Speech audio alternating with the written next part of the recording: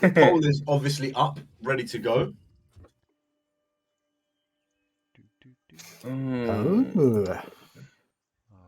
Oh. Time to rate some polls. That's it. You can choose how high or how low you ride that poll.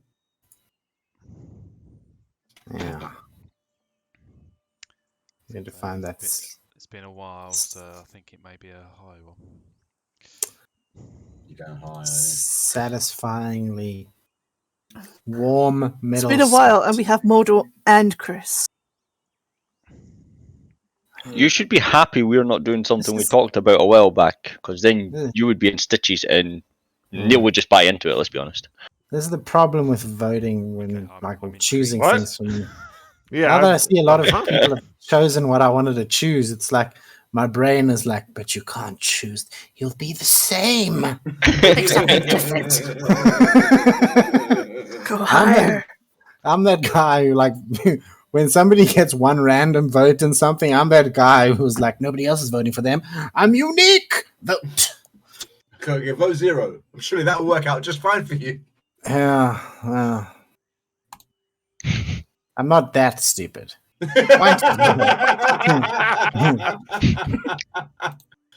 Oh, fucking hell! I gotta turn on the fucking. You know what? Let's go for gold. Vote something different. Because you are gold. I've got to move the names round, because they're not in the right place. For fuck's sake, people. Why don't the cameras align with the names? Do you need me to put up a camera? No, you don't have to put it up if you don't want to, mate. Cool. Because I'm busy using that USB slot for something else. It's okay, mate. Don't worry. Oh, really? It's not good enough, damn it. I gotta be completely honest with you. I don't give a fuck. It might be, you know, oh, you puta madre. That's fine. I'm okay with my stream being as good looking as it is. Thank you very much. Keep the quota high, not low. You know, don't bring it down a little. Yeah, we want quality, not quantity. All right, that's actually got everything in the right place. Happy days. I can now lock that shit. Close that folder. So close that folder, motherfucker. Ooh, wow, that was confusing. I still have the sound on. Okay. Okay. All right. There we go. I put them on the boxes. Or are you wrapping other presents? I'm wrapping Audrey's and Diana. Oh, okay. Are you wrapping presents already? Scum people. I'm mostly done. I've only got like a couple things left to. It's not. All right. It's not even the middle.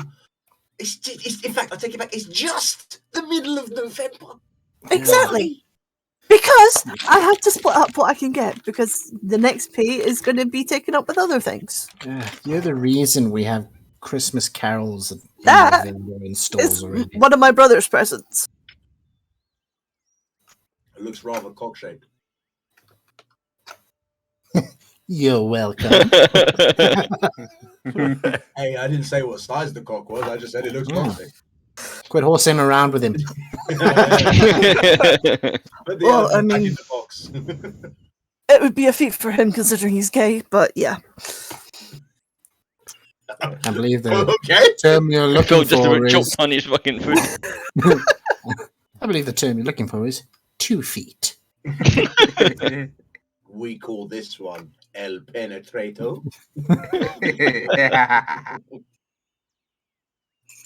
Because it's shaped like a toe. Right. So anyway, all laughs and giggles out of the way. I'm assuming everybody's set. We've made fun of your brother's cock present.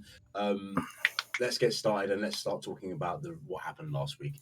So obviously last week, guys, we missed the Saturday session due to my father. And I do apologize for that, but we did manage to get a 3/4 session on the Sunday.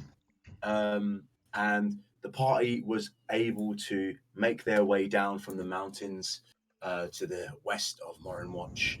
And upon sitting at the top of the mountain, you guys saw to the north west a only way it could be described was a black barrier that was skirting around a village that Aveline knew and that you knew that there was a lot of people going there, but no one was coming back. Lots of things to be concerned about with that, because obviously that's scary enough as it is. You guys wandered through the woods, through the mountains, heading towards the city of Morinwatch, relatively skirting all dangers very well. On the magical steeds by Rosie, who was helpful, supportive, and helped drive forward the party, getting them much, much closer to the city itself. You guys decided to rest on the outside, hopefully not drawing so much attention to yourselves. As the night progressed on, you, well, not you, sorry, I take that back. Boris, being the amazing lookout that he is, failed to spot the tracks and people that were around, only to spot them after the fact that they had passed and left. And Boris did his best to hide those facts from whoever was taking the next watch. This successfully so, might I add. Yeah. It was very well done until they obviously came back. And then you're foiled by persistence. So, as the party, well, not as the party, sorry, as Aveline stood before these three guards, bows pressed out, swords abled, you were engaged in a conversation that led you to discover that actually Lady Nightsinger has been sending troops of specialized guards of Morinwatch who are on her side. You discovered that whilst these time has passed, that Lady Nightsinger, former Layla's mother, has passed away. That Layla has taken over the Temple of Saloon and is now currently the head of the church, as far as you're aware, in terms of priestapality. We also discovered that Benji had aligned himself with Balithis and had went to the city to out Layla as a Lycan, and had done so. Layla, in an attempt to not so much stave off the dangers of lycanthropy, but to support those who were in desperate need, hired a slew of gnomish engineers to build special silver-line manacles laced with magic, which allowed them to have more control over that lycanthropy, proven by the fact that when you met her after coming through the mountainside, she was in her werewolf form as the moon was full. You had a conversation. It was made very clear that the city itself is in a state of flux. There is a curfew imposed on the people of Morinwatch, that a lot of the shops have disappeared. A lot of people are moving specifically to Westmillion, where they believe it will be safer for them to do what they would normally do. You guys have been ushered by numerous guards and clergy and followers of the Temple of Saloon with Lady Nightsinger to the temple. And that is where we start tonight's session. And a recap for you, Sondar, as you wasn't here, you have explained to the party that upon your death, your link to your guild, as in the link that stops you being able to view specific missives and things like that, has fallen off you, as it was questioned to you why the mark on your eye had gone, and you kind of like, not knowing for sure, but assumed that this has gone, meaning that part of your life is effectively over in terms of the hold that the postal service has on you. Jathuni, you were just along for the ride, happily enjoying and grumbling and, being ready to fight as you normally are. Flies. Yes, and getting very upset by the ideas of Benjamin aligning himself with Balithis, the head of the Silver Leaf. Mm-hmm. So, we start our session tonight at the gate to the temple. The doors opening up. Lady Nightsinger in her cowl, covered up as much as she can, looks to you guys. So, what is the plan going forward with your mission?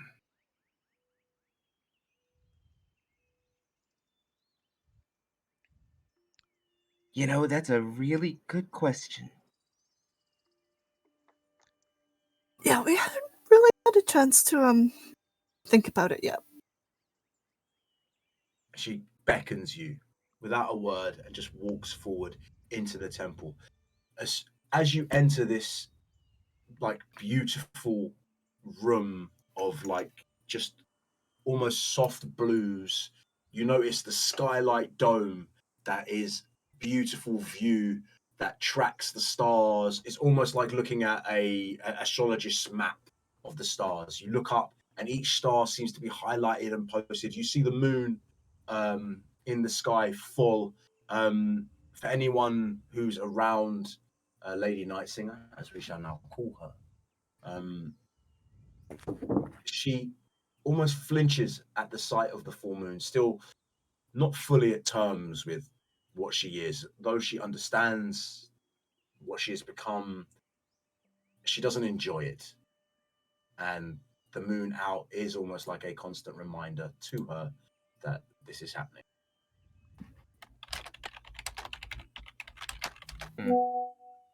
And I leave the rest start to you guys.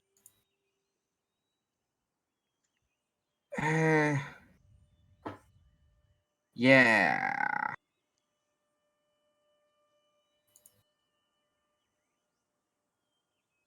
So, you have maybe a lot more story to tell me of what exactly is going on here. I came for gold, magic, and, good time. But seems you all have very, very complicated story with a werewolf.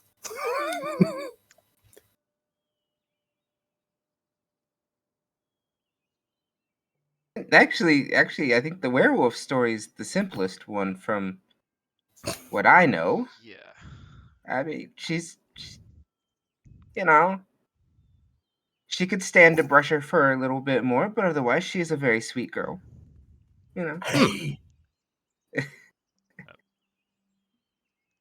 Carl sort of looks around and it's like, yeah, it's kind of a long story. Well, Uh, So, give Also, me a summary. short version, Aaron Roth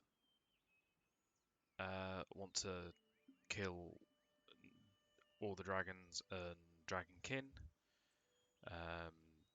They've been fighting a long a war that no one has been known about since the calamity. The We've had some good and bad experiences with them. The dragons seem to have their own agenda. Some of them want the war, some of them don't want the war. We were sent to Merlin to try and, to be honest, I'm not sure what we were meant to do while we were there, but we were told to go there. Lady Nightsinger was a member of our party. She was, well, originally a contract of mine, but we became part of the same party, and let's just say she's not a bad person. The other one that the guards were telling you about was meant to be her friend. Let's just say, bit of an arsehole. Has a lot to answer for. Kind of nearly killed her. Kind of nearly killed Jithuni. So let's put it this way: it won't be wise for him to be present and Jithuni in the same city, let alone same room. Yeah, not much better for him to be around me either. So. Yeah.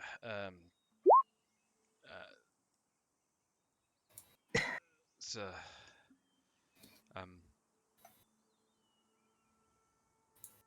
so yeah, short version is we're trying to stop all the bad, and we kind of got caught up in it all. We didn't mean to get caught up in it, but we kind of did, and since then we've just been trying to sort of figure out what the fuck's been going on. While we're on the subject of thinking back and summarizing, I had a thought while keeping watch the other night. Kind of been ruminating in my skull. When I first joined, you guys said that you were supposed to be turning on those obelisks. Yeah. Which. But according to that lady, they use the obelisk to track and destroy the Maloon. Does that mean they could track and destroy me if we turn them all on?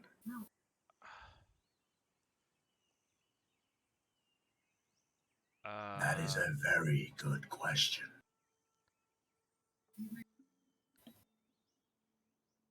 To be honest,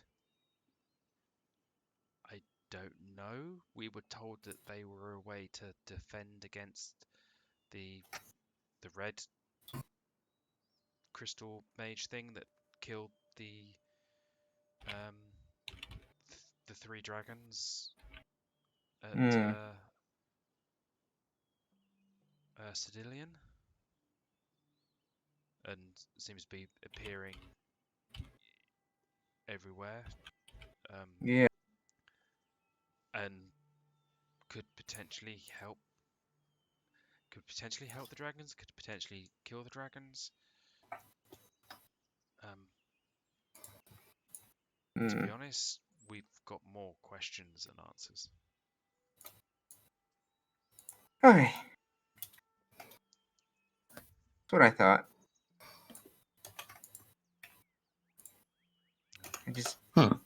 But I just wanted to ask because I'm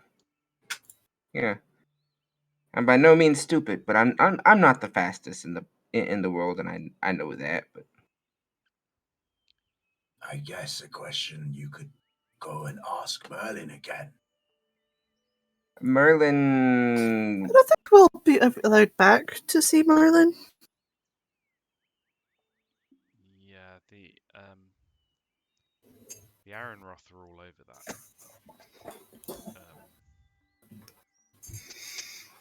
Do you tell her about the return of Targon Arith? And that's not that Layla would know who that is from our player perspective, but Carl would tell her, just from everything that they've gone through in the party before. Yeah. And obviously, she's got no love for our friends in the Aaronroth, So as you say this, she doesn't look remotely puzzled or surprised by this. She looks to you and says, she was staying in the city about 2.5 weeks ago. She's become a compatriot of our Lord Balethith's, the High Ruler of Morimorch. So when you say companion, they have spent a lot of time walking the grounds. No guards, just them.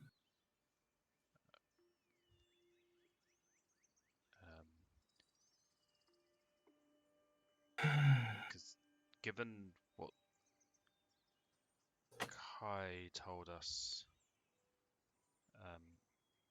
obviously she was previously a companion of the of Meldor. Meldor Abadar, Yeah. king of the dwarves of the north. Yes.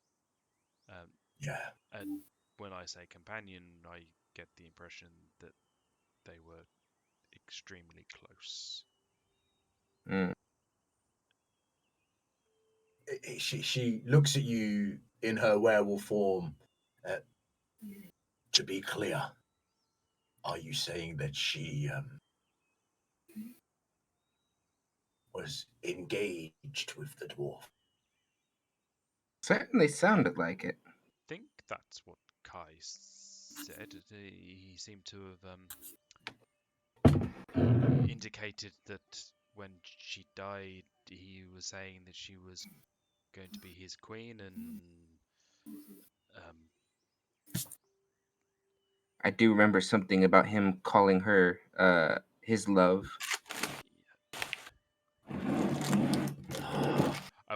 At which point, Carl also goes, "Where is he? Was on the boat with us. Did he?" Oh, Does this Kai happen to be a pink tiefling? Yes. Aha. I would say more purplish violet. Oh, okay. Does he, and she shows you the hand, does he miss a hand? Yes. He arrived 2 days ago. Okay. So. Is he safe?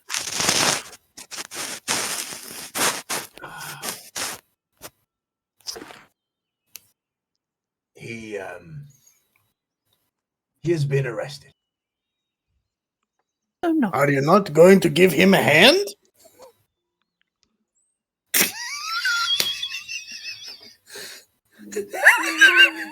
I hate you, Moto. That looks like at least 3 face palms, mate. 3. It only counts as one. It's one action interaction. You see the face? You just slapped it twice. I watched Billy die inside there. I saw your soul leave. It was a little low, man. I'm not gonna lie to you. It was a little low. Well, I only found out right now that Kai was missing a hand. I did not realize that entire time. But I made that joke sooner. I mean, a captain with no leg, a bard with no hand on the same boat. Jeez, would have been gold. With a kink in his tail. Yeah, I wonder how we got that. If Kai was arrested, shouldn't we get him out of jail? Like he was supposed to be helping us. I would definitely leave him where he is right now.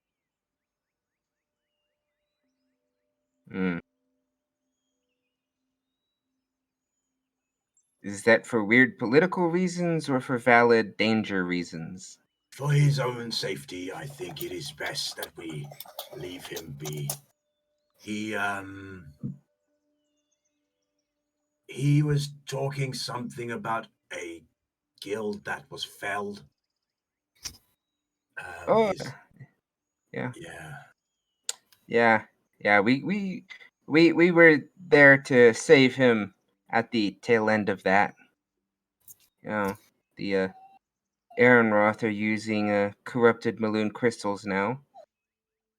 And by corrupted, I mean they're so corrupted even I couldn't save them. They're pitch black. And she looks at you utterly bewildered, which is hilarious on a werewolf. It's like, that. huh? I don't know. What do you mean? It was a crystal. They used a crystal on him that seemed like it was intent on causing only damage and pain. Like it impaled him and continued to work its way into him. It never actually tried to infect him. Just kept cutting into him. From what I could see, as slowly and as damagingly as possible. Do you still have this? No. My own conscience, as well as theirs, decided it was best to destroy it and be rid of it. And it's as you start talking about yourself and your other self that she takes a little step back. Because she witnessed you change, right? She was there. She bore witness to what happened.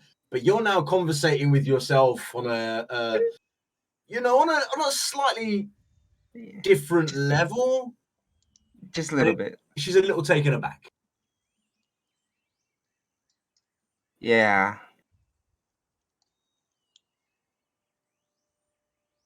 Anyway. May I suggest you rest for the night? Yeah. I have a lot to do, a lot of prayers to lead. You are more than welcome to join me in the night's prayer if you wish. But as your friend Kai, he has upset a few of the Silver Leaf, and they are they run the guard right now. They're probably slightly more ostentatious than I would like them to be.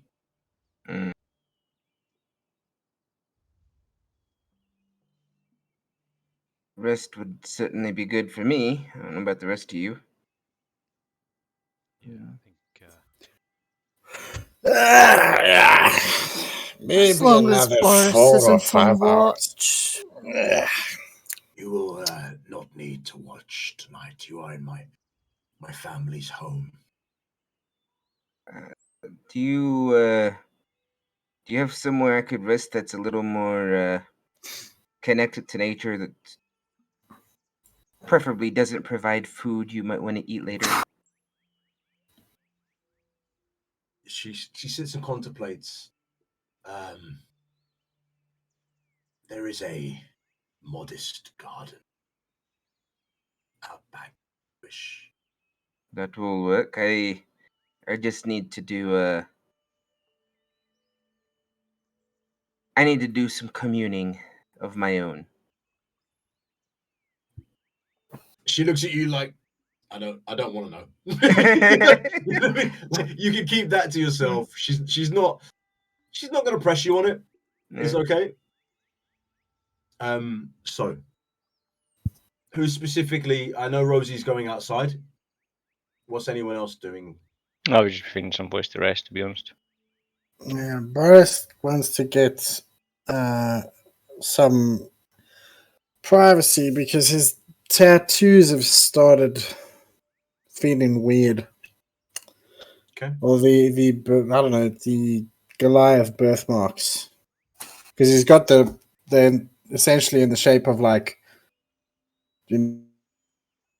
what's that like that long dragon in Nordic mythology, Mangunda, whatever it's. Okay. Yeah, and with the feet that I've chosen, essentially he's like feeling that the tattoos are changing somehow, or the marks are changing, and he just wants to sort of get a wraps under that before. Okay. So, because it'll take effect in the morning, so that's how I'm seeing it. Okay. Lady Night Singer sets you guys up. If you want to share a room, you can. If you want a single room, there are plenty of rooms available. Mm-hmm. What I will say is that as you pass through the main chamber and head to the antechamber, which leads to all the different directions of the temple, the kitchens, the cellars, the basements, everything else, there is a singular window, no bigger than like a baseball that is beaming moonlight through it, and on a plinth is a coffin made of glass, and you see the entombed body of Lady Nightsinger Senior at rest. But as you guys already know, she's not resting with her family, which is underneath the main city cathedral in the catacombs below, which her family has been denied access to. You're all given space to go to your rooms. Is anybody sharing, or is everybody going to their You own just space? want his separate room. Yeah, I'll stay separate for now. Okay. Studio Rosie, goes separate. okay. So we're in town, right? You're inside the temple saloon right now. But we're in a town. You're in the main capital of Bodenwell, which is Morin Watch, the largest city that is in Bodenwell. It's pretty huge for a city in this kind of time. Jatuni's going out looking for a drink. There, and as you turn to look for a drink, there are many pubs you go to. Rosie, you head out the back, and you're not led by anybody, but you're just shown the way to the door. And the moderate garden, as you open out, is not moderate by any normal sense of moderate. You know, it's huge. There are about 20 tall standing trees. There is a swimming pool sized pond with fish and stuff in it. There is ornaments all over the gaff, and it's guarded by a beautiful hedge line, manicured perfectly, dark like green leaves that are lit up by the moonlight, and there seems to be like little lilac flowers just like intertwine the vines of these leaves. It's honestly a absolutely beautiful place, and the height of these bushes seem to like almost stop the sound passing through the garden. It is very, very calm. So, Chithuni, we're going to start with you because you go out looking for a bar. Yep. All right. While you're doing that, I will be right back.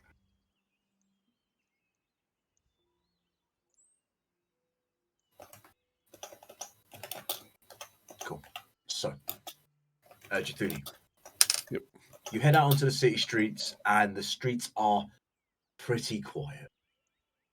With the curfew in place, what you basically see is guards everywhere, walking in twos or threes. Nothing seems to be too alight on this main road leading in either north or southerly directions. Which way do you go, north or south? She'll flag over some of the guards that are walking by. She'll look for the, I guess the best you call it, like the ruffian part of the guards walking by. She's looking for the guy who doesn't quite look like he's the pillar of society for the guards. Like, so you wait fairly hidden for a bit, I would say. And as you wait for a couple sets of guards, you notice a couple of guards that are really, really chest high, collars pressed, everything's neat, shield is shiny. About 3 guards in, you recognize there's a small group, like shirts are a little loose, not wearing the right armor. You know, it doesn't look right on them, almost like they're a little bit of a militia that's been brought in to assist with the curfew almost. Yep. Yeah, she'll kind of approach them. You approach 3 elven young men, and obviously in this moonlit night, not a great amount of color on them, but they all stand at roughly 5'11", 5 and 6 foot tall ish. Fairly short cut hair, and looking like they've definitely seen the pitchfork more than the sword. Yep. Yeah, she kind of walks up to him. Guys, where's a good place? You know, where's a good place to get a drink? None of these like stuffed shirt places. I want a good man's bar. Man's bar? This is an elven city, dwarf. What makes you think we have man's bar here? Oh, come on. You guys look like you like to have a little fun. You don't look like these other guys, pointing over his shoulder. And I completely agree with you. We aren't like them. We are hired people from outside of the barracks itself to help maintain the curfew that you should be abiding. Oh, I am here as part of Lady Night Singer's security staff.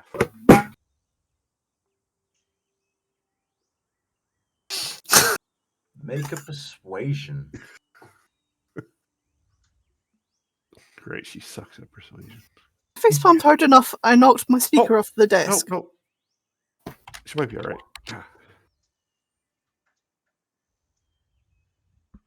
Oh, Lady Night Singer's guard, you say? And he turns to look. He turns to look at the moon. And how is she tonight? You know how the night singers are.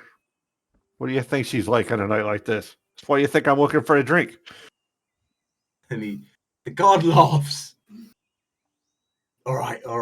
Listen. Now there technically isn't any bars open right now, but if you head down past the gnomish and dwarvish quarter, back through the town, there is a small building with a blue door. The blue door has an anvil with a hammer on it. You must knock 3 times, pause, knock twice.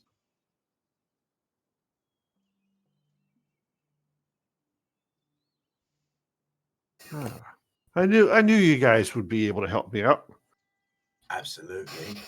Now, listen. You didn't get that from us. Oh, I don't know who. You didn't get it from who?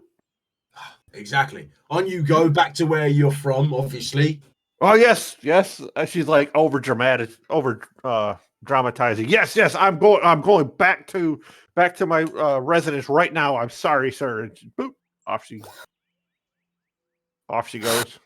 As you head towards the Dwarven Quarter, make an investigation check. Obviously, you don't know this city very well, Jafuni. You're not from this area, so.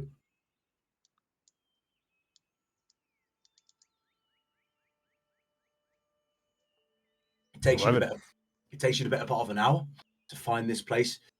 As you go through the Dwarven Quarter, the first thing you recognize and you realize as you look about is that the Dwarven Quarter seems to be a little bit like gone. Doors left open, like burns on certain buildings. It doesn't look good in this quarter. Do you want to do any investigating, or are you just going to keep going?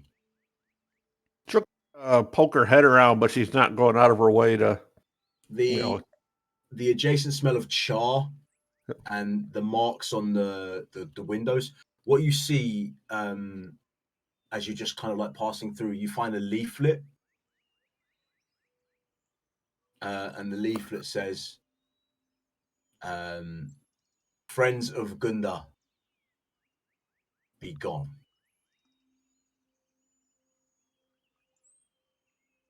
And it's as you look around,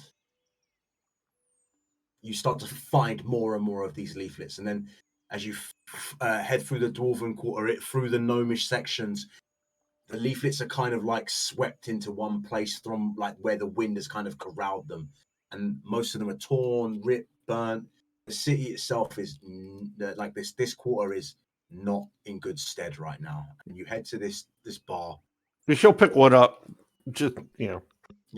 So take it with her. One that's not like it's still pretty legible, not too damaged, but yeah. And they are all weather worn. They look, they're not fresh. Do you know what I mean? Like this is not something that's new that's happened. So as you head to you see the building. What do you do? Kind of look around, make sure no one's watching, following, walk up, do these. Then I wait. And as you, I do the. and as you do so, the door opens. Rosie, Mm-hmm. out in the night, the weird silence that's about you, the internal contemplation, the thoughts, the feelings that you've been going through. What are you going through right now?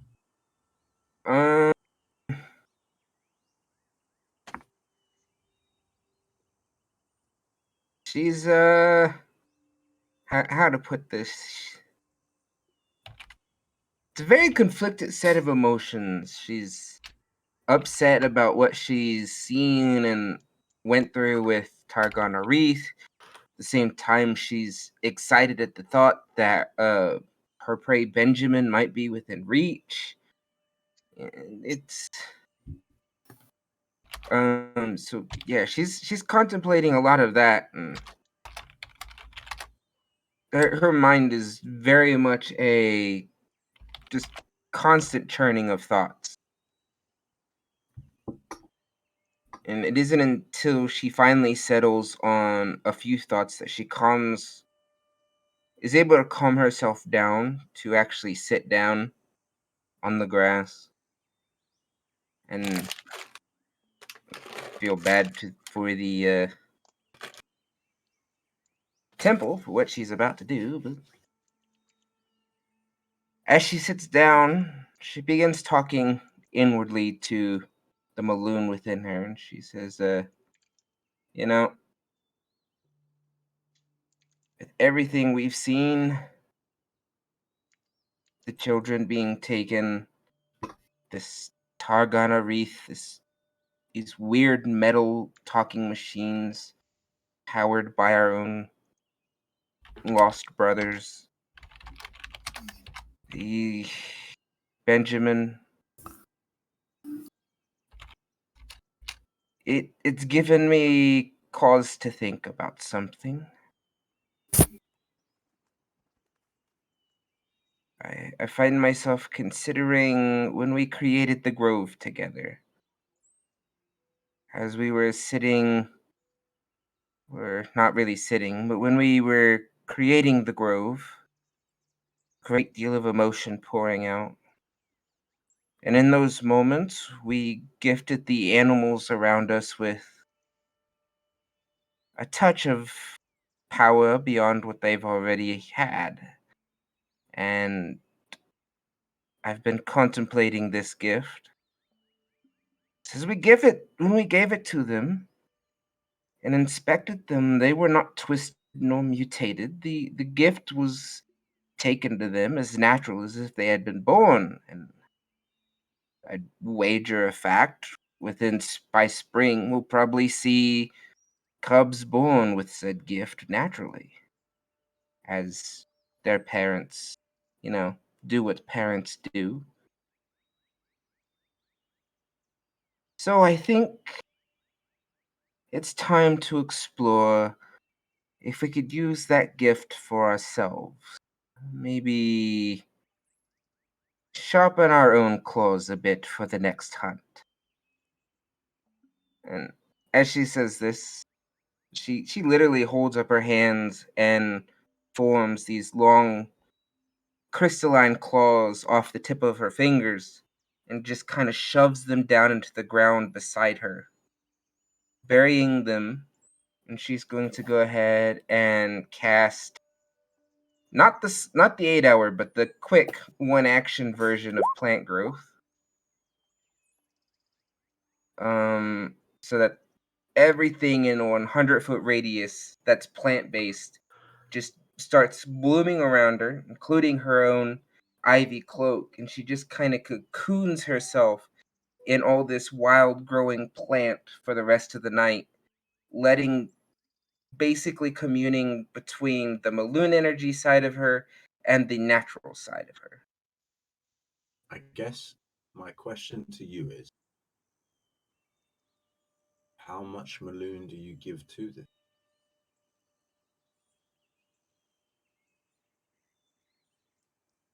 You understand where I'm going, I know. Yeah. Like, are you looking for the nature side, or are you looking for something hybrid? We discussed it. Future of things to come. Yeah, Change. this is where she starts searching for that hybrid. Okay. And you hear the voice say, well, young one, how much are you willing to adapt to what you could be?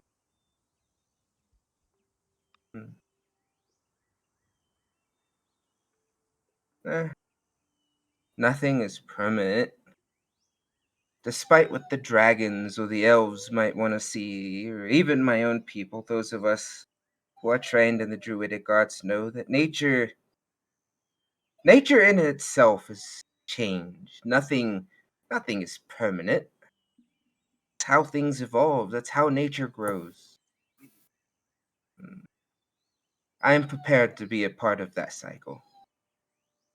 Maloon, don't die, child. I know. We are essence. We are not like your beings. We change form and state, and which is why we can be used the way we are.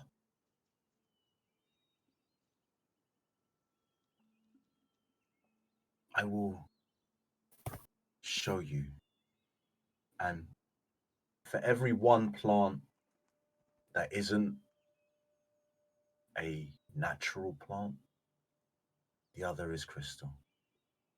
And as the light pings and you spend that one action to get the plants around you in that 100-foot radius, which is not the whole garden to even close to the whole garden, you watch as even your ivy cloak, all the flowers, one is natural, one is the other, and the other just that more, just that little bit better, interesting. Take your hands out of the ground.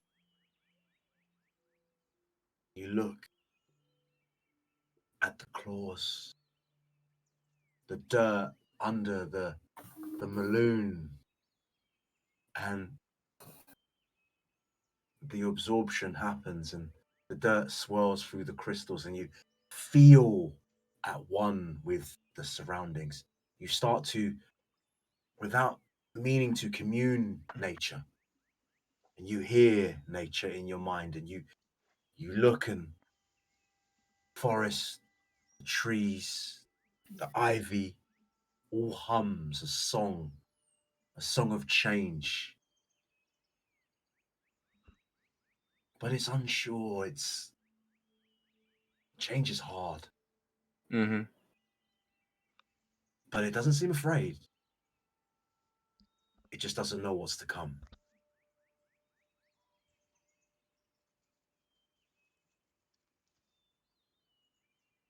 Would you like to do anything else? I don't think so. I think she is just going to kind of bask in that communion and use it as kind of a momentary sanctuary of rest for her own mind. You will be, if you stay in this place all night and rest, you will be invigorated. And tomorrow, as you arise, for the next 24 hours, you will have advantage on all perception checks. Okay. You created like a mini grove, of a space of, your real center. The outcome of this to be determined later, obviously, but yeah. Okay, so with that done, we head over to Boris, who, feeling the shift in your tattoos, Boris, would you like to describe to us what actually is partaking inside you as we speak? Yeah. So, so obviously, Goliath have these markings that are almost like birthmarks. And as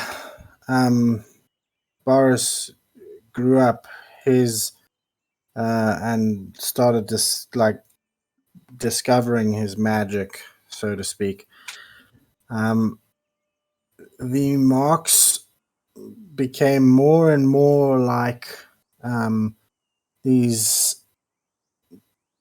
I don't call it the tattoos are normally geometric, but they slowly shifted into more draconic type imagery with these long, with the dragon's heads on the side of his head, and their bodies making up essentially the rest of the tattoos. And now, for some reason, after hearing about all of this, or discovering new magic, maybe being forced to use his magic more regularly than he would have in combat, his tattoos have started changing.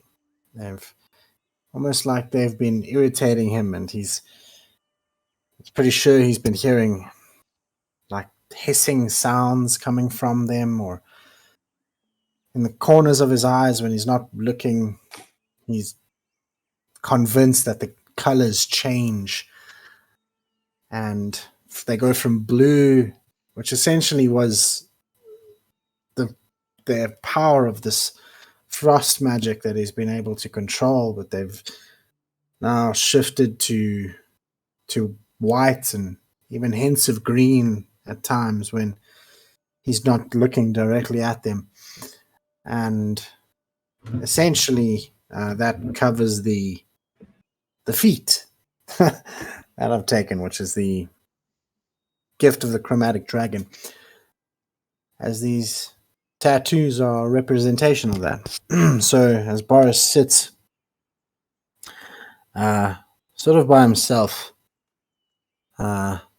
just probably on the edge of the bed, looking at his arms, he's almost mumbling to himself, just saying things like, "I'm not sure what is going on with this, but for some reason now I can do this." And his hands sort of sparkle with this lightning energy.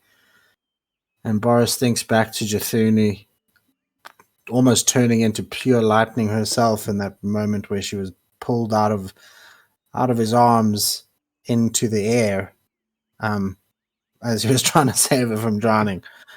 And he's like, maybe that she did something to me and now the dragons don't like it. And after his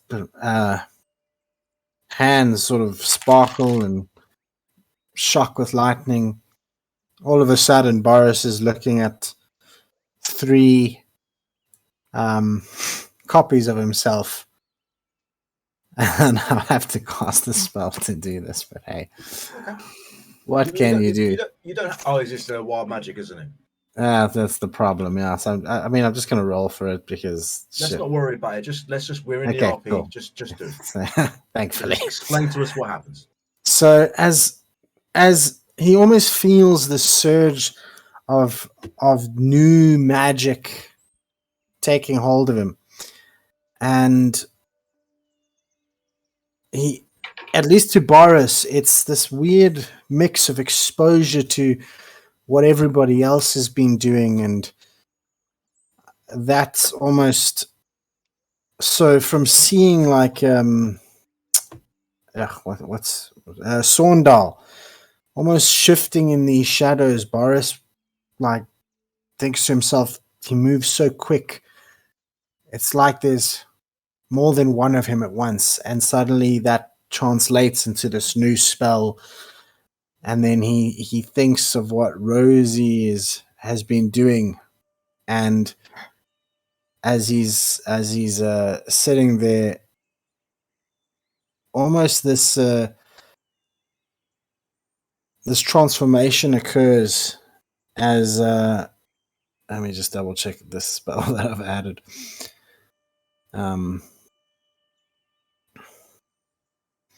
Yeah, as this almost ethereal pair of wings flares out from him, like almost like imagery after seeing Rosie transforming in all these animals, which is essentially what I'm doing for Featherfall. And he's just trying to gain control of what he feels is like exposure to all this other magic, but he's not entirely sure what's going on. So he's just trying to calm himself down as all these changes happen. Okay. And are you able to calm yourself down? You know what? Because I'm essentially casting these spells, I'll just do a wild magic to see if he does calm down. Hopefully we're all good. We are. Yes.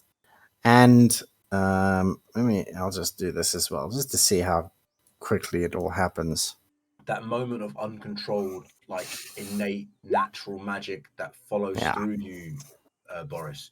You know, you shift and you split, and there's a moment of panic as there's another you, and then there's another you, and then you're like, what the, and you're thinking about all these things, and you hold it in, and you feel the surge, that lightning energy, you feel the shift, and you're like, oh no, I got this, I can do this, and take that breath, and you feel the magic kind of like trying to spill away from you. You can almost see it like wisps of energy just flying through your shoulders and out of your veins, like trying to pop off your tattoo marks, and you look around you and you then breathe, and you're like, no, I got this. And you look around you, and there's a couple of marks on the ceilings. There's a few lost wisps of magic. But you got this. It's secure. And I'd say as he calms down, the tattoos go back to that icy blue. And he almost breathes out that it almost looks like his breath is frosted as he essentially cools down, as he becomes calm again and not hot-blooded or out of control. He's just like, oh, I need to sleep. What the hell is going on? Okay, sleep. And he just tries to get to sleep. Cool. Aveline. Car. Pair of you resting in your rooms, and one after another, the knock comes. The knock, Aveline, you were probably expecting.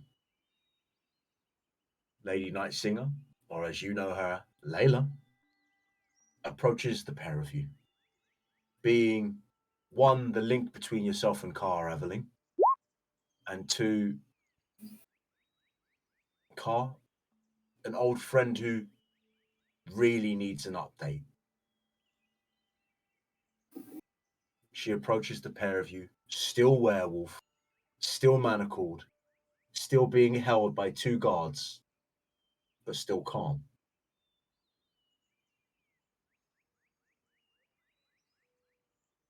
Did you find what you needed in Gearsome? Well, we found something.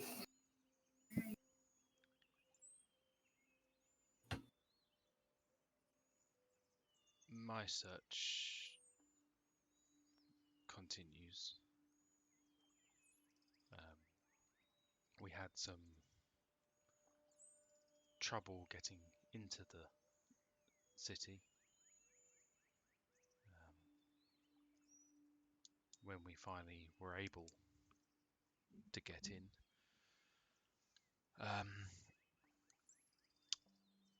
We were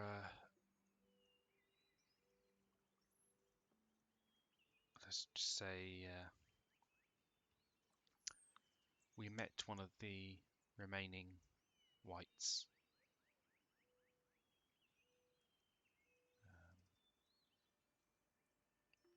And they impressed upon us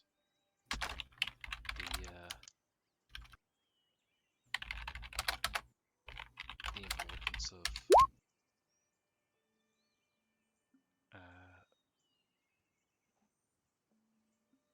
continuing the journey, and that they would continue looking into the Houses of Nine. And you say the dragons were looking into this. Well, It was more of a bargain. It was they would find what information they could on the Houses of Nine for me if we were to continue the journey against the Aaronroth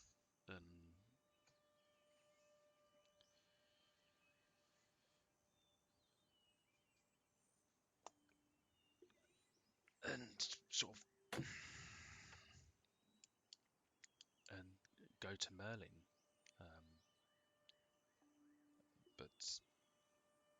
and find the five leaders of the Aaronroth. They seem to feel that finding them and defeating them would help, but they the dragons are divided. We have 3, at least that I know of here right now. The shield, the whip, and I'm pretty sure Targon is about somewhere. well, she was at Merlin. We've met the shield. And he was also in Merlin. And we've obviously met the whip before. Yeah. A long time ago. It feels it, yeah.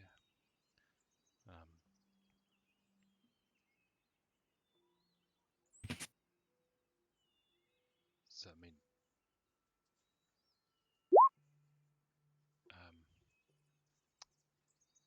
it's... Well, Targon Wreath nearly killed some of our party. She took out Sorndal in one go. I'm very concerned, as she is meant to be dead. That's kind of what Kai was telling us as well. It was it's why Meldor went mad, according to him. Yeah, and you looked at Heartcaster. I mean, it's basically shut down. I guess her plan was to cripple or gain. And maybe both have worked the same way regardless. You can also look at the war to the west, where I hear the Dragonborn Isle of the Mugra Shores is in full swing, shall we say. There is spies on the island who say there are many dragons pouring from the mountain to the isle itself. And a horde of green kobolds, dragonkin, are amassing, ready to fight. But they have already lost the guardian heart.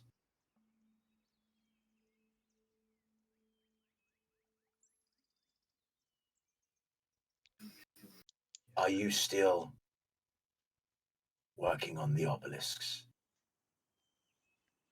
Well, we know where the final one is now. Where is it?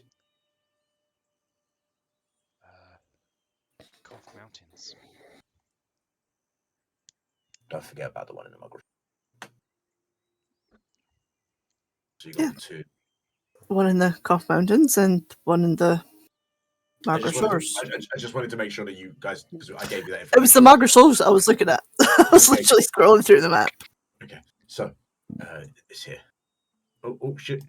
Come on, there you go. There. Mm-hmm. So, as you guys sit and you talk, she brings you tea and food, and she turns to you, Carl. I'm so sorry you were not able. You give up so much for this run.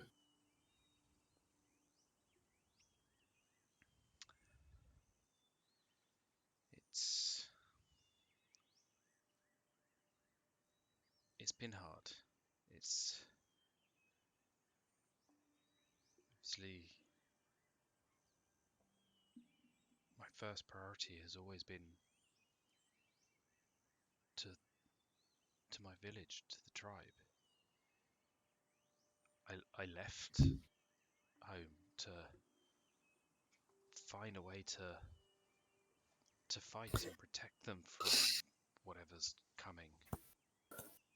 This, and then the Naga and Pencaster is I have news. Yeah. It has been forcibly removed.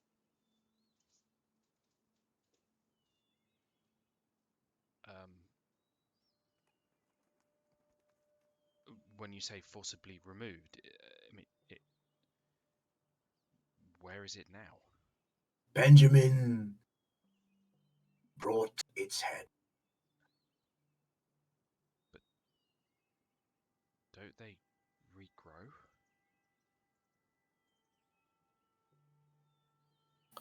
She kind of looks at you like, because the truth is, she doesn't know. But he has gained the ear of Balithis simply by saying that he has slayed a Naga. And that it is no longer in the underbelly of his city.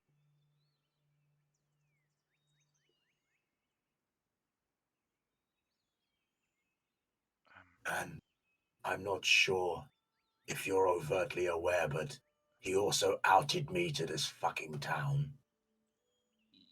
Yeah, your guards kind of mentioned. They told us. And, yeah. And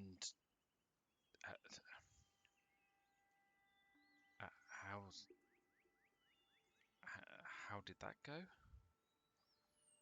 She just kind of like just growls. That will. They are aware he's also a Lycan? Yes, but under the guise of his family and their kinship of change and safety through the wiping of the scourge of lycanthropy. And money. Lots of.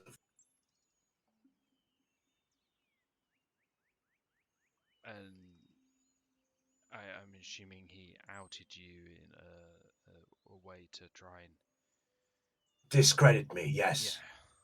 Yeah. I have become. And she sighs, the standard Layla sigh when she has to take on responsibility that she doesn't want to. And even in her werewolf form, it comes across, as it always does, this obstinate, annoyed child being thrust into the face of power. I am no longer a people's champ. I am. And she bows in the weirdest werewolf curtsy ever. Lady Night Singer. Head of the church, or the of Saloon, the Order of Saloon, however you want to call it. I ran all of this. And as it echoes through the corridors, you hear people like, yes, you do. You do. Yes. She turns and she says, oh, shut up. Carl. Who's a good lady night singer? Who's a good girl? Looks at her and just, like, sympathy in his. I will slap you, Yona. In his face, and sort of like, I'm sorry. I know you didn't want this, and from what the guards also said about your mother.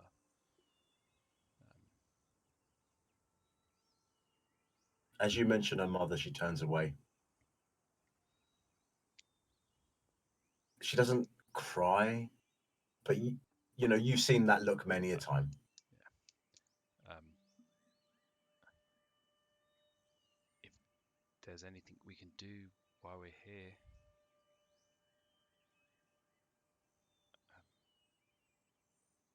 Truthfully, I would like you to spend some time in the city. Find out who is driving out the people. Help me restore some form of normality to this place. Maybe a week, maybe 2. And just bring back some normalcy. Reginald is still going strong. That bastard never drops. He's incredible. No doubt once I tell him the runner-up of his bard extravaganza of last year is locked up, he will go and rescue him and bring him to Reginald's home. But for now, I must... Kai will love that. Of course he will. Why would he not? You didn't hear him on the ship. yeah. Anyway, I need you to find out how close Balithis is with the Arinroth. Find out who in the guard is going to be willing to help with the coup if it happens. And any shopkeepers who are willing to supply a change. The streets will be paved with the blood of the silver leaf before I leave. For they have poisoned my home and denied my family their right.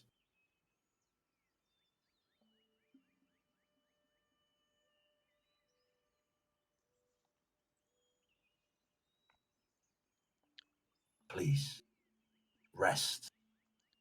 Don't worry about tonight. I have everything covered. Tomorrow, I would just like to send a letter. I might be able to help with this silver leaf angle. I was hoping you could, Aveline. And she slaps you really hard on the back. You know, she's a werewolf. She's huge. She's strong. Yep, she struggles to stay standing and goes, yeah, this form is different. It's going to take some getting used to. yeah, it is. And you see that moment of excitement as she causes physical violence, and she's like, "Oh, I'm sorry." Yeah, your tail's wagging. I'm okay. Somewhere in the afterlife, Bea was very proud. Carl, do you have anything to add? Yeah, Carl turns with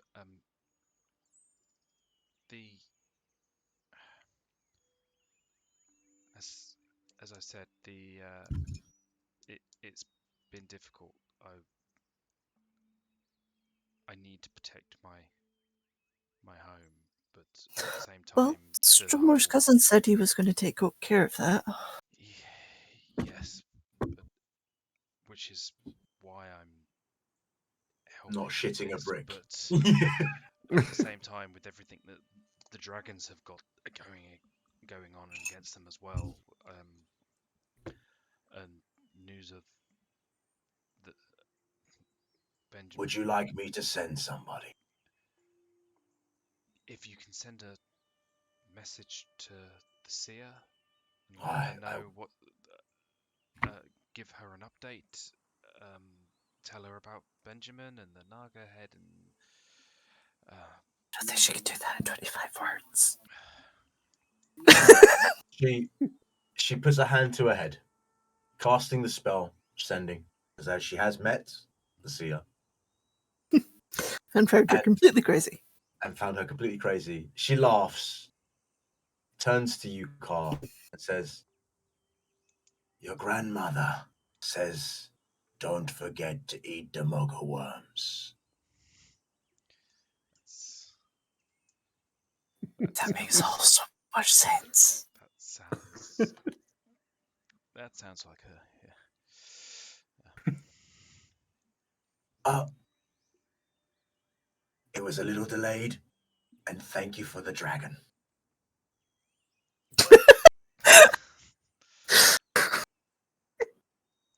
You clearly know, you get from that moment you realize she's probably sent a few sendings Yeah. just to kind of get that full thing across. Okay. So. They are okay, Car. Okay. Now rest.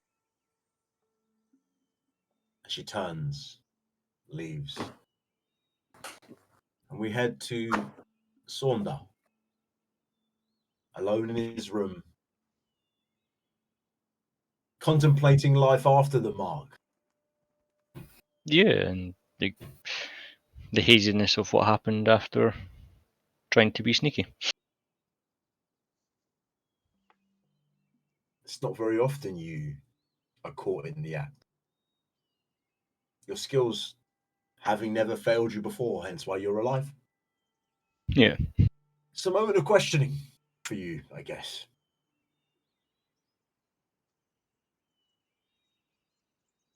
What are you doing?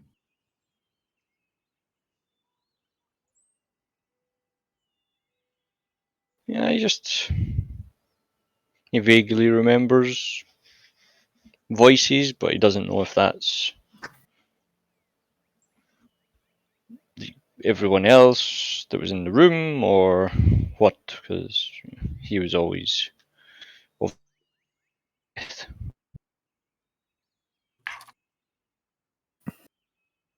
And in that darkness that you were pulled from, pretty sure there was.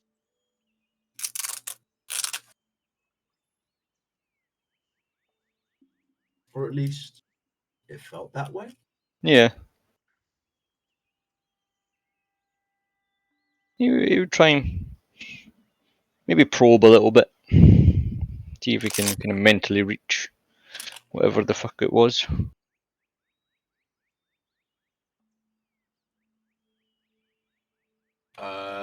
In what way would you like to attempt to reach out to what reached out to you? No, at first it would just be like a trying to remember phase. Make a Don't history know. check. Okay. You can set the DC. I'm not going to set this Yep. for you. It's your. Yeah, This is your... I would say it would be probably a 16. Okay. Yeah. Nope. So you search. You fold your hands over your eyes and you're trying to recreate that level of darkness, that float, that moment, and you recall almost like, and I hate to use it in D&D, but that moment where Harry Potter has the flashbacks of Avada Kedavra on his mother. It's a blur. Yeah. It's a hand, a finger, pointing, a black, and then lights out. Yeah. Thomas. I know. Okay, so it's in that moment that you cold chill around your body, and Yep. there's a moment of recognition where that there's something, and then it's gone, and you try to bring it back, and you try and remember, and you try and pass that hand that holds you in the blackness, and you just can't find it. Whilst he's in that moment, he'll kind of speak in his mind, maybe even speak out loud if anyone's close enough to listen through the doors. Was that real?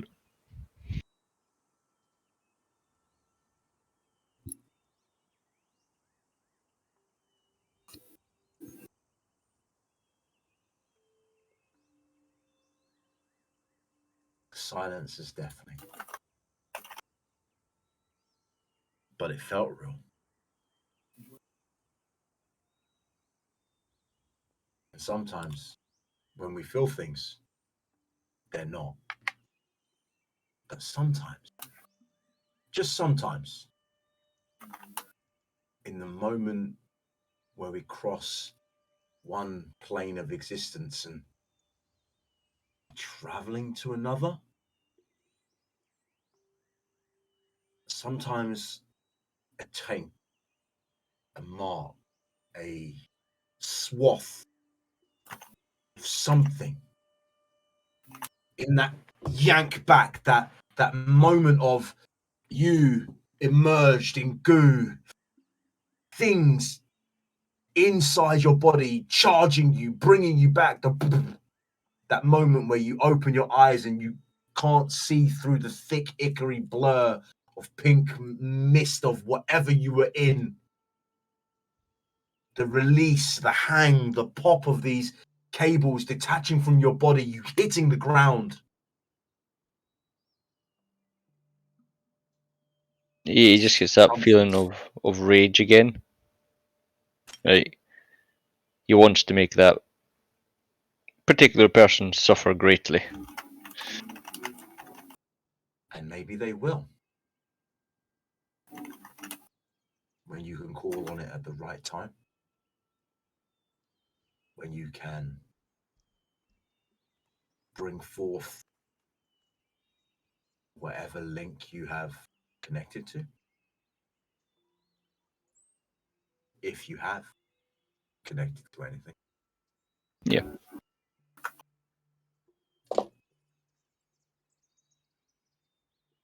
Anything else, Sonda?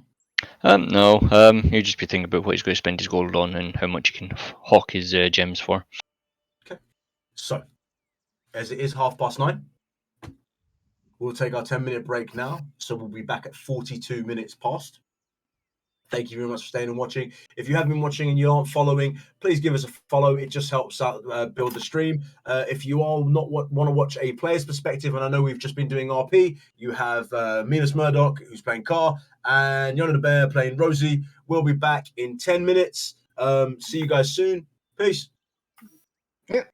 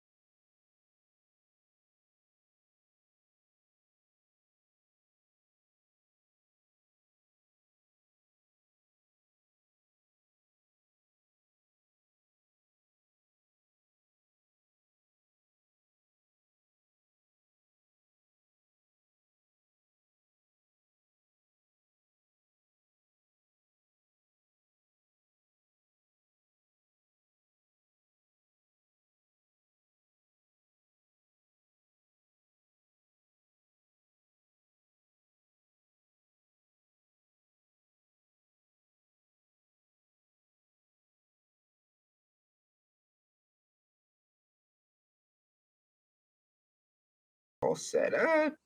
I hope you do. My new HP. That's one thing about sorcerer compared to the to like the bard and all that.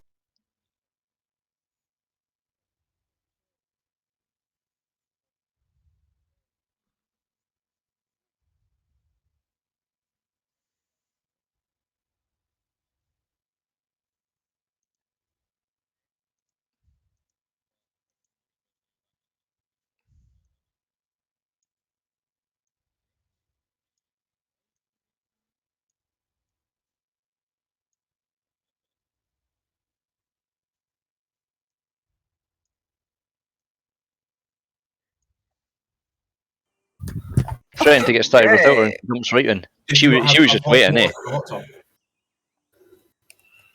We Okay. all She had to get right. all the strobe lights and everything. We are officially level 6. Okay. Well, some of you are officially level 6, some of you are officially level 7. Yeah. Yeah. Fucking level 4! Not near. I'm nearly. See, you should have Not joined even before near level Pencaster. 5! You should have joined before Pencaster. You'd have Fuck jumped you, halfway up Yona. through level Fuck 5. you, Yona.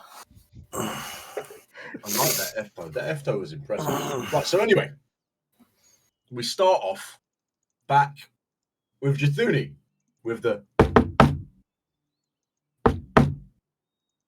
And the door opens. And as the door opens, Jathuni, you see possibly the most podunk group of drunks available. This is not a bar. I want to be very, very clear. This is a blacksmith shop that has been converted into like a... Speakeasy. Yeah, exactly. Duty song. Right. Oh, There is a small stage made out of a couple of tables that are like, you know, where they put stools that lead up to the stage. The bar is literally the shopkeep's stage where he basically serves and gives people their weaponry and their bits. And he's just got like ales. And you see a whole bunch of like pipes that are leading from somewhere inside this place. she just looks around, big old grin on her face. It's like, this is my kind of place. And you see the first person you're greeted by is this really, really gruff looking gnome. Like face that looks like they spent 1,000 years in a mine, hands that look like they literally are made of earth, you know, missing a couple of teeth. And he looks at you, well, what are you here for? Here for a drink. Well, come in. We got one more for a drink. And as you come in, the first drink you get given is a small little like shot glass of absolutely clear liquid, no bubbles. It kind of rocks a little bit heavier than water, but it looks, you whiff it. Yep, I'm looking at it. Yeah, this. Are you sure this hasn't been cut? Hey, now, no, you don't be talking about cutting in my bar. Seems a little weak to me. Let me see. Wham! Slams it down. Bam! You slam Shot it glass down, back on the table. instantly pours another one for you, instantaneously. I don't know. I might have to sample it again. I didn't get a good taste. Slams down another one.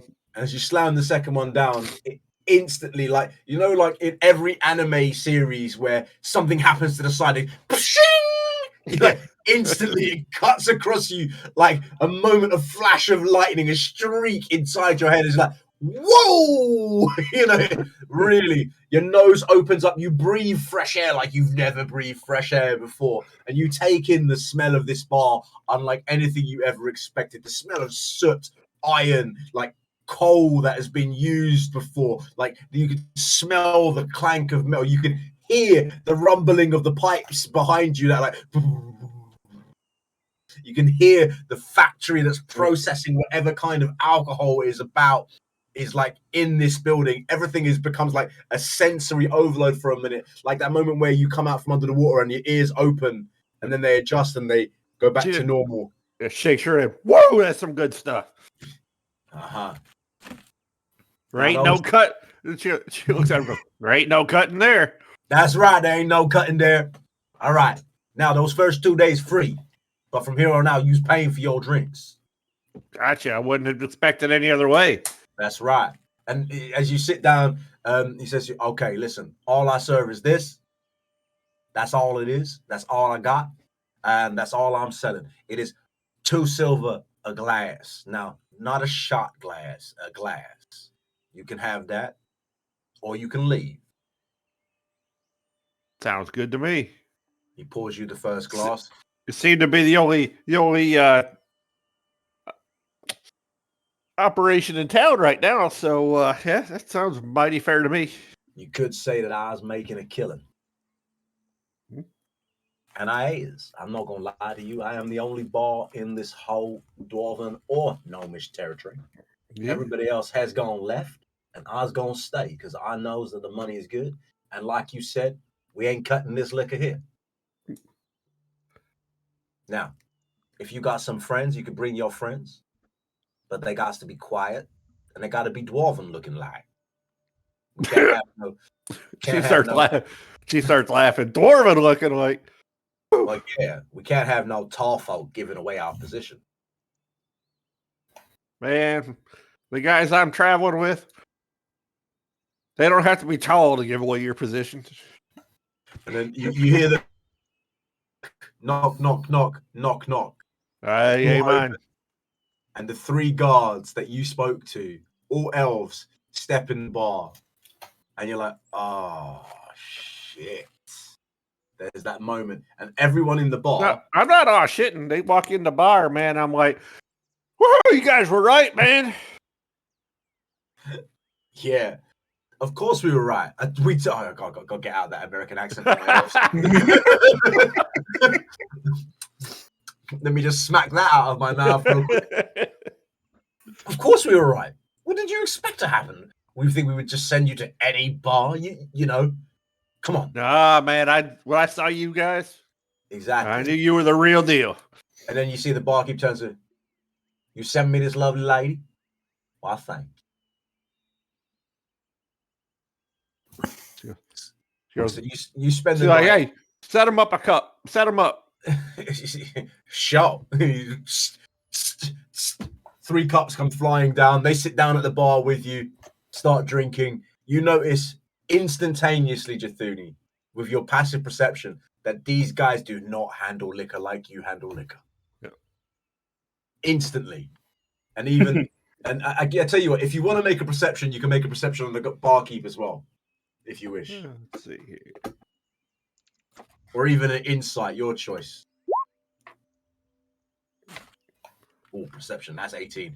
You look at him, and you instantly cock on that these elves, not only are they lightweight, are almost a mark for this guy. You know, when these guys turn up, he knows money is flowing. Do you know what I mean? Like, he's very, very happy to see these guys. So anyway, listen, I'm Argus Rumfeld. This is my here bar. We call it the Anvil and Hammer, obviously, to make it look like a blacksmith. So you make sure that, you know, if you talk about my bar, it's the Anvil and Hammer shop in the Dwarven Quarter. And it's okay. I want to be careful who I talk about to it. That's man. Right. I don't want them coming down here and shutting you down. That's right. You don't talk about no tallies with us, okay? Nope. There's nothing. You're just the best blacksmith shop around. That's right. And I am actually a very good blacksmith as well, actually, in my own time. Come see me during the day, and I'm telling you, man, my shop is full of tallies, asking for weapons, asking for shields, talking about how can I make that mithril armor so good. Because I can, because I'm a dwarf. Of course. Exactly. I mean, I know my brewing, but whew, I don't know if I can brew as good as this. No, you can't brew as good as this. No one can brew as good as this. This is my liquor. That's what I call it. My liquor. My liquor. Huh? You sure got the best liquor from. Because when you take it, it's my liquor. Well, set me up another one. As you set up another one, you drink away, and I'll say with the passive the perception of 18, you start hearing conversation about the town. The few things that you do hear are run along the lines of, they finally stopped shifting dwarves and gnomes out of the city. That Benjamin is no longer basically patrolling these areas looking for people who are working with Lady Nightsinger. That has finally been left alone.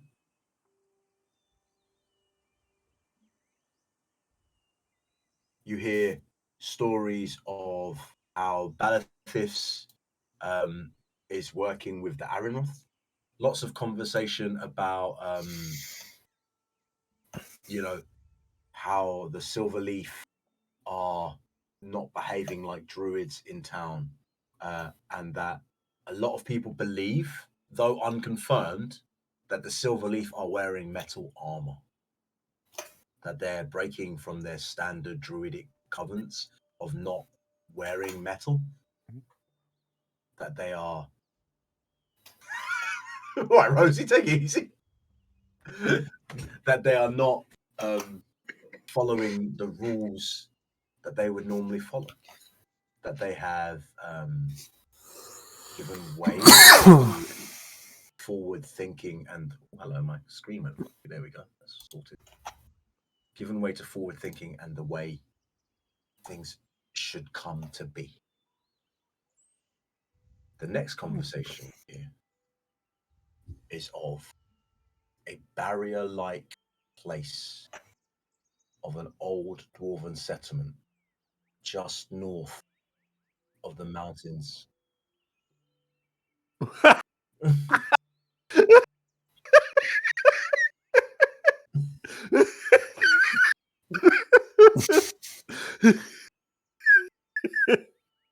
I think I've not ever added one for an arsehole scratch, but I'm definitely gonna.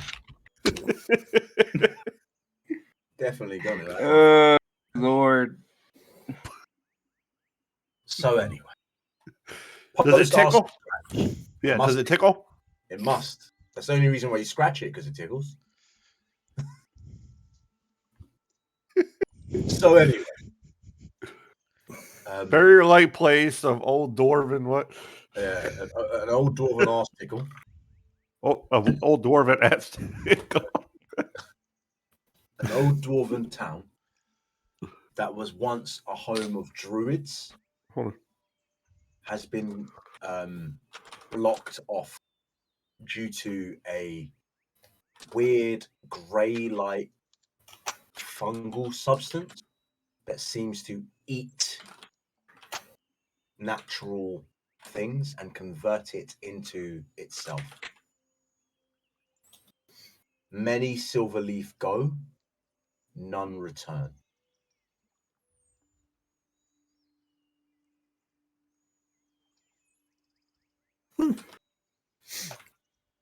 What you going to do about it? You said that was north? Yeah, just north. And it piques your interest because when you were coming down the mountain, you did notice it. You noticed the barrier itself. Yep.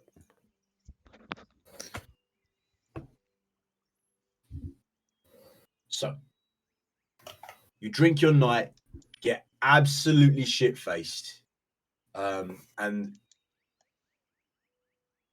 roll a charisma check.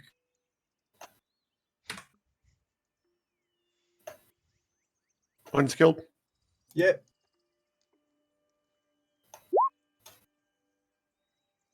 You get so fucking drunk that with these elves that you actually have to take them home. You end up learning the names of these three. They are Fardin, Lonin, and Atrice. You have befriended, not farting, farting. No, that was Thomas. Oh, okay. Loaning of the local guards militia.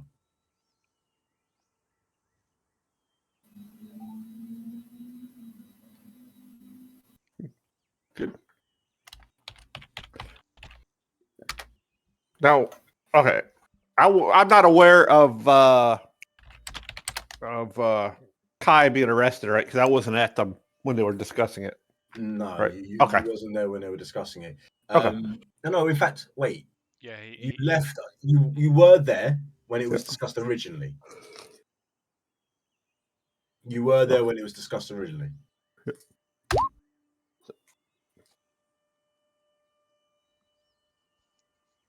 So as I'm taking them home, like, yeah, I heard you guys got one of them bards in your jail there. Yeah, too bad he came up, runner up to good old Reginald, the bard extravaganza. Well, and they blink like really slowly, like trying to survive this dwarven, like serious liquor. Yep. Well, he came into the city talking about the night song. They're a guild against the Arinroth, and we were told to collect him.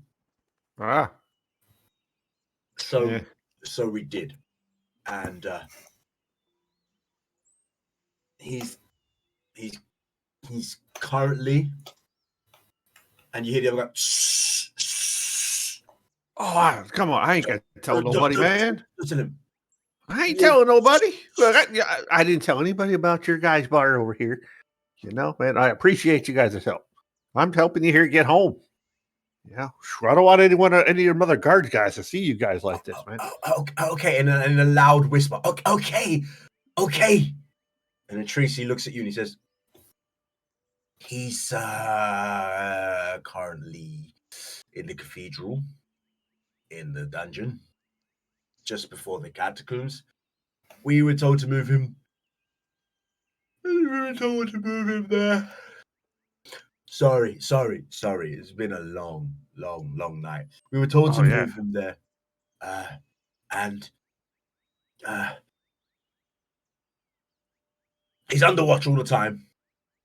And Balafifs is personally seeing to his interrogation." Oh. Poor guy. Oh yeah. You go from hero to zero so quick. I mean, you go from number 2 to 0. So yeah. Very, very true. There's nobody can beat Reginald. I tell you. There you go. Nobody can beat Reginald. That's right. Reginald's the best. So, I was there, front row in that bar extravaganza, and that was amazing. Well, let's get you out of here before anybody stumbles across you. We don't want you guys getting in trouble, man. You guys are good dudes. Yeah, you immediately throws up. She just steps back, does the old check her shoes. Okay, yeah. You're okay. Yeah, we're gonna have to. We'll go to the barracks. Yeah. And you see a tree like he can never hold his liquor. Never. Well, you might want to try taking the back alleys because you don't want to stumble upon any of the guards. Let them know what you're, I got you right there, man. Thank you, Jathuni. Thank you. Yep. All right. You guys gonna be all right? You gonna be all good? You need me to take you, keep you going? No. Okay. We'll be fine. But you go straight because you can't be out here at this time of night, and you must go back where you came from. Yep, and If any other guards stop me, I'm telling them that you guys worked me over, and I Yes, got you. that's right. You tell them Atrice told you exactly you're naughty. Naughty it is. Don't be naughty. Well, I will see you guys around. You guys have a good night. See you later, alligator. After a while, crocodile. And they break out. They break out just laughing. And then they walk their way.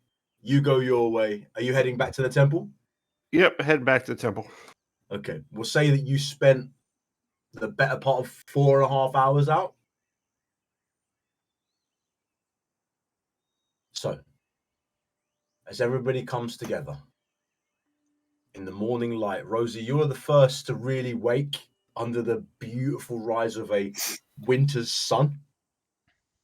Cold, it's crisp, but it's bright. Mm. And then you see the full extent of what you actually did and how much you actually did turn. And it looks beautiful. Whether people will be happy with this, It's their own fault for trying to control nature. says the one controlling nature.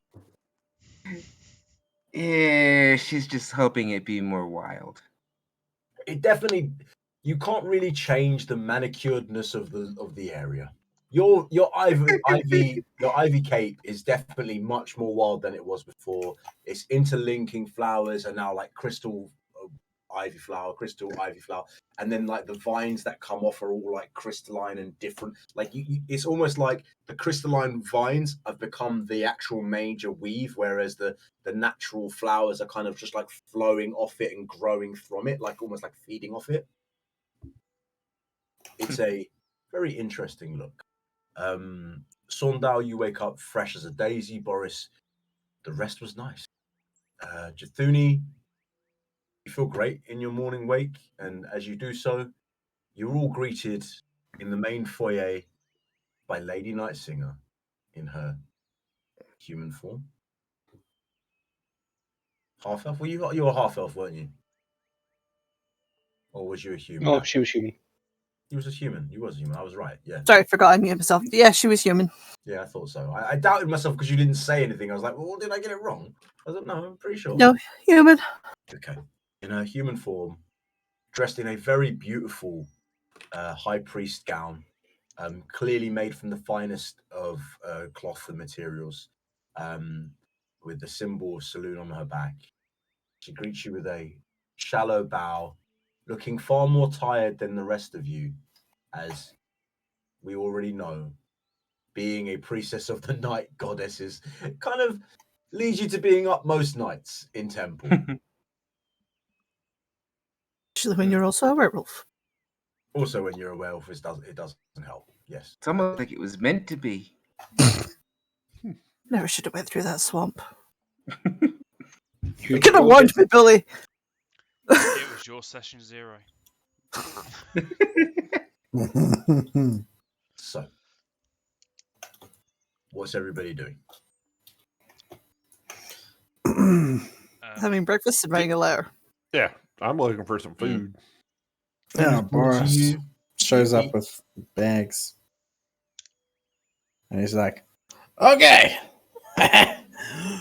Now, we're back in town, which means if anybody wants to go buy something, I am going to get a lot of shopping done. So what? So you're paying for everyone's shopping? That's what I Yeah. heard. Jeffruni did save me from Sudden pulled me into boat, but then again, I did save Jeffruni from drown. Oh, I don't know if you did this.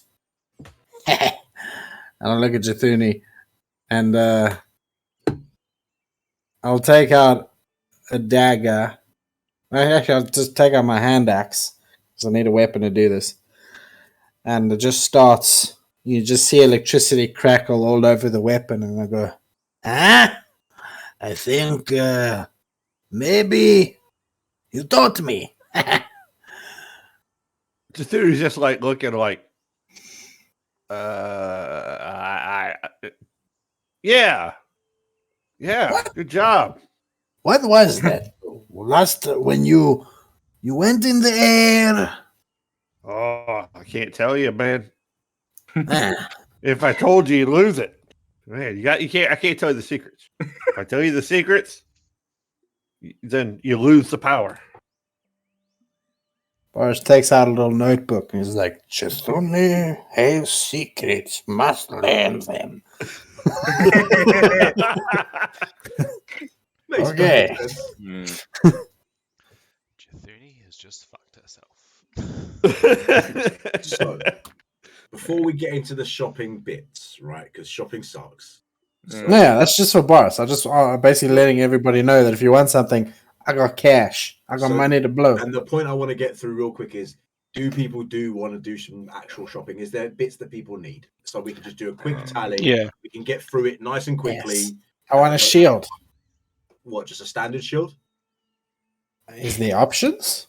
Well, there's always- You're in a big city, mate. there is Can always I get options. some shield options? Of course. Well, you can get a shield, a standard flat shield. You can get a shield with a shield spike on it. You can get a shield with a magical enchantment if you choose to get it enchanted. There's a whole bunch of things you can do, but you need to inquire about as to what you want. I would want a cool looking tribal shield. Just a That simple tribal shield is easy enough. yeah, if it Would you like a kite, Yeah. a disc, a smaller like buckler shield? What is it you're looking for? yeah, like an oval type shield. Okay, like a Zulu kind of shield, but smaller, Well, I mean, or that it size. wouldn't be smaller because he's a Goliath. So I'm trying to gauge what size you want, mate. Just help. yeah, Throw me yeah, a like fucking bone. Bro. Long story like short, it's not a by any not this tower shield size by any means. Like medium size. It's not Okay. too small, but it can do some protection if I take it out and use it. and you just want a standard shield. There's no extras put on it, no magical enchantment, no bits and bobs, nothing. Just a shield. Yeah, just a standard shield for Okay. now. Okay, that's easy enough. You can find a decent shield for roughly about 32 gold. Alrighty, let me just write all this down. 32 for the shield. And then potions. Is there potions in town? There is potions in town. Yes, they are currently mainly focused on servicing, obviously, the barracks. There is a lot of people in service right now. Mm-hmm. But you could pick up some some basic potions, some standard potions, or some greater potions. There is a plethora of potions. So could I pick up like 6 basic? Yep. And what's the level above that? Standard. So you got 2d4, then 4d4. Yeah, so can I get 6 of the 2d4 and then like 3 of the 4d4 ones? It's 50 for this 2d4 and then what for the 4d4? No. You are not currently in the city. It's a total. We're looking at it's 240 gold for the full whack. For all those potions. For all those, so the 6. No, that's not correct. It's 240 for the 3 potions, and then so it's 240 plus 52 times 6 is 312. So 312 plus 240 is 552 gold. All right. So we can get that shit out of the way. Yeah, I would also want to see if anybody sells a. Actually, go to somebody else. I need to look up the name for this before I waste your time. Okay. So, Right, but you've got that. I can remove that from my calculator, right? You've got that cost down. Yep, got written all down. Cool. Carl will be looking to top up his standard arrows Okay. for his normal longbow. He just wants to round it back up to. He's got 16 left, so he probably just wants to top that up to sort of like 30. To 30, that'll cost you like 3 silver. It's not a lot. And probably get one. Oh, sorry, two the D4 plus 4s and one of the D4 plus 4 potions.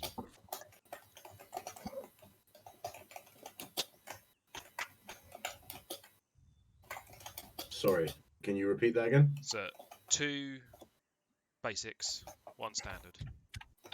Okay, so that is going to be 104 plus 80. So 5 plus 8 is 134 quid. Gold, even 134 quid. 134. And he will also inquire with Boris how much he's actually got to and is willing to part with because of his Boris has enchanting requirements. I have. Where is my gold? I got 6,000. But he'll also be talking to Layla with her gnomish people that's been helping her with her manacles and things, whether she'd be able to do anything with getting a discounted price for enchanting his goggles. Okay. I'll let you come back to that bit after everyone else is sorted. Yeah, okay. Yeah, thank you. Can you just write that in chat for me? Thank you. Yep. Just so I can remember. All right, who's next? I have no money, so I'm good. Okay. I'm offering to pay for stuff. You've got a bank right now. The Bank of Boris. Yeah, Boris is not Changes good with things. money. He is bad with money. Whereas Jathuni is hoarding her gold. Right. When you're so close to the ground, it's hard to have big dreams. That's right. She's playing it for retirement. Maybe she wants to save an orphanage. That's right. Yeah, get your own dreams. She's gonna buy it to burn it down. I actually think Rosie might want to upgrade her weapon in a way. To do in the terms of, would you like to enchant it with something, or are you? Well, currently she doesn't actually have a weapon. Oh, okay. Yeah, she traded her weapon for the big bag of seeds that she has. Oh, that's correct. You traded your staff for a big bag of seeds. Correct. Yeah, it was. She did have that scimitar, but she gave it up because that was before Pencaster when she realized just how, fucked up the waters. Yeah. What I would say, Saundar, is that you definitely, if you spoke to, and I apologize, Rosie, if you spoke to Carr, you definitely would have a good enough gems to help him with his enchantment. Go on, Rosie, continue. I think she's going to look to do this in a very Rosie way, though, because her and metal. That's one of the reasons why she gave up her sword. She just never liked the metal part. So she's going to inquire around and see if there's anywhere she can get maybe from a landscaper or a large hunk of rock, or maybe even like crystal, like onyx or something. Just a large rock. To make a hammer. Big. You definitely could absolutely find a large rock. The rock, if you wanted a nice rock, it would probably set you back a little bit more than you would expect. So we'd be looking at about 45 to 55 gold, depending on the quality of rock you're looking for. If you're just looking for a standard big boulder, you can drop down to about 12 gold. But if you're looking for a nice onyx, proper stone, no seams, no Yeah. You're looking I think she'd be going that way. Okay, yeah. so we're looking at. I would like you to make a persuasion roll, and I'll decide the price depending on where you hit. 15 and above, it will be in the low 40s. 10 or below, it's going to be in the mid 50s. If you hit 10 or above, it'll be like 50 flat. All right. Okay, so that is 3. yeah, so we're talking 55 gold. All right. 55 gold for the large Onyx boulder. All right, and then she'll just find a nice sturdy stick somewhere and use shape Boris wood has to grow sticks. it around it. Boris has sticks. Boris has sticks. Do you want to use You- Boris sticks? No. You even helped me pick them. No, Rosie did not. That was Car. That was Carl. Oh, it was Kai, yeah. Yeah, you did not ask the druid for help finding sticks. Well, I had seen spears before. I didn't need help from a druid on how to see a stick. Yeah. So she's going to find an actually sturdy stick and just shape wood to form it around the head and turn it into a nice big hammer.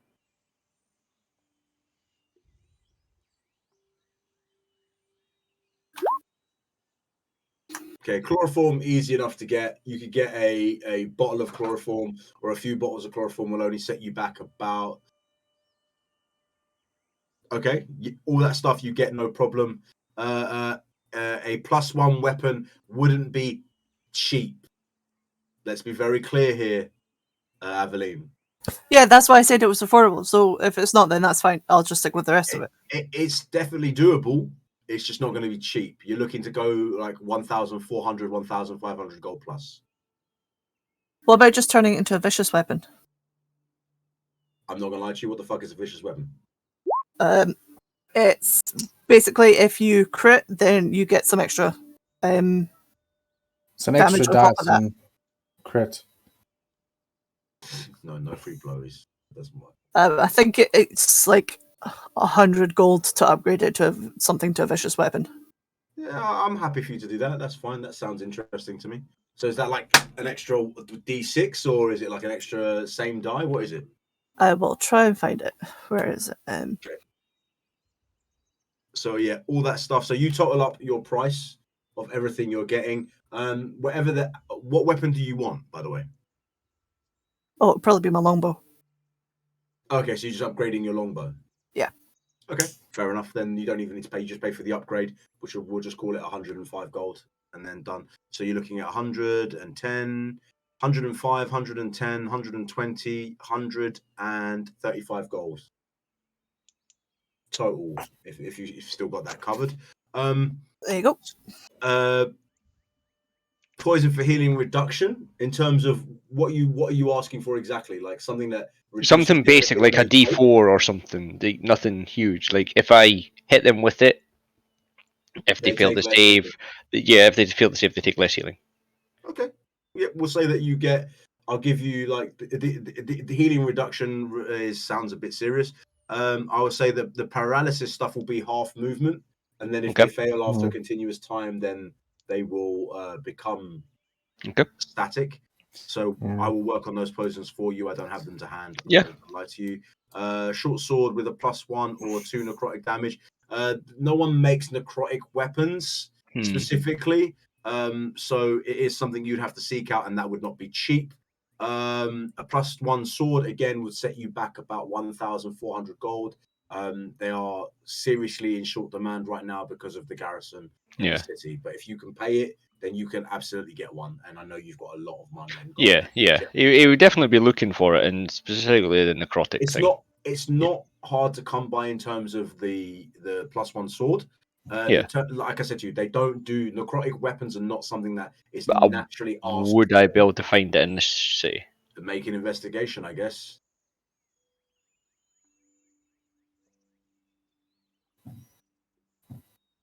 Fuck. No. Cool. Simple answer. All right. I'm going to head back to our friend Carr quickly. I know you're already online. Give me 2 seconds on Boris. Carr, mate, again, I want you to make a persuasion. I'll give you advantage because it is Layla. You two are close. You fought a cat together.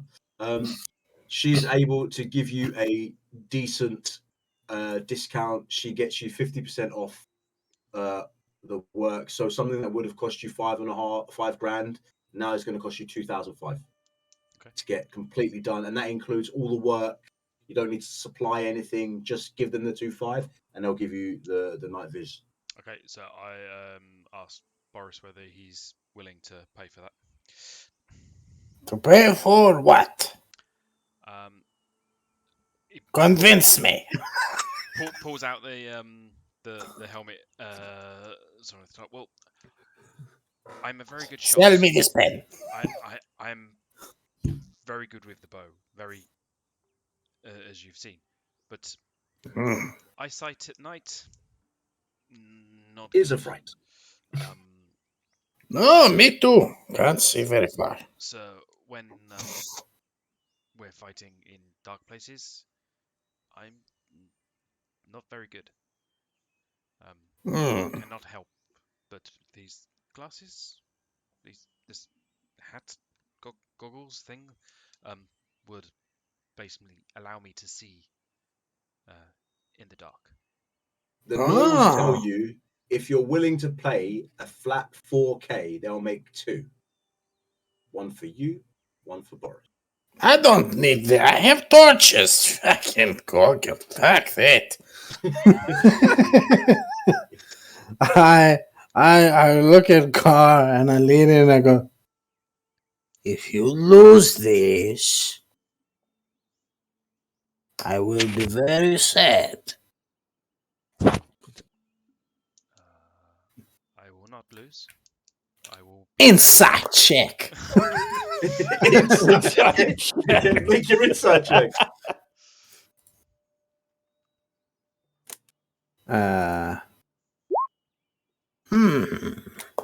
He will not lose it, Boris.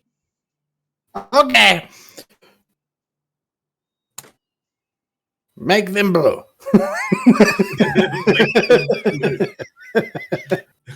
They look at you and be like, it requires emeralds, so it's not going to be blue.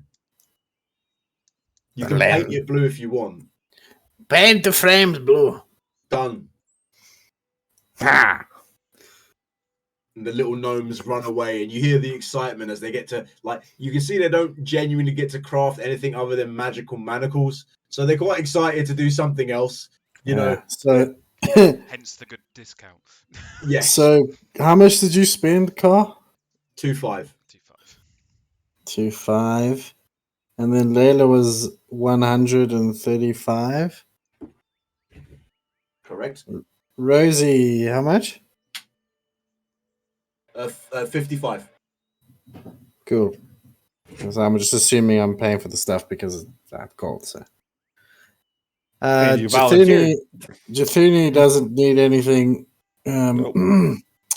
What did you get? Oh, nothing. She doesn't need anything. Yeah, cool. So, was there anything else? What was Sondal's stuff? Saundal doesn't need you either. He is absolutely going his own way. Okay. So, how much would the +2 be, Philip? Would I have enough for that? How much money do you have total? If I sell the gems, just over 5. You would have to sell everything, roll high on your persuasion, and you would just have enough. It's 5.5 grand for a +2.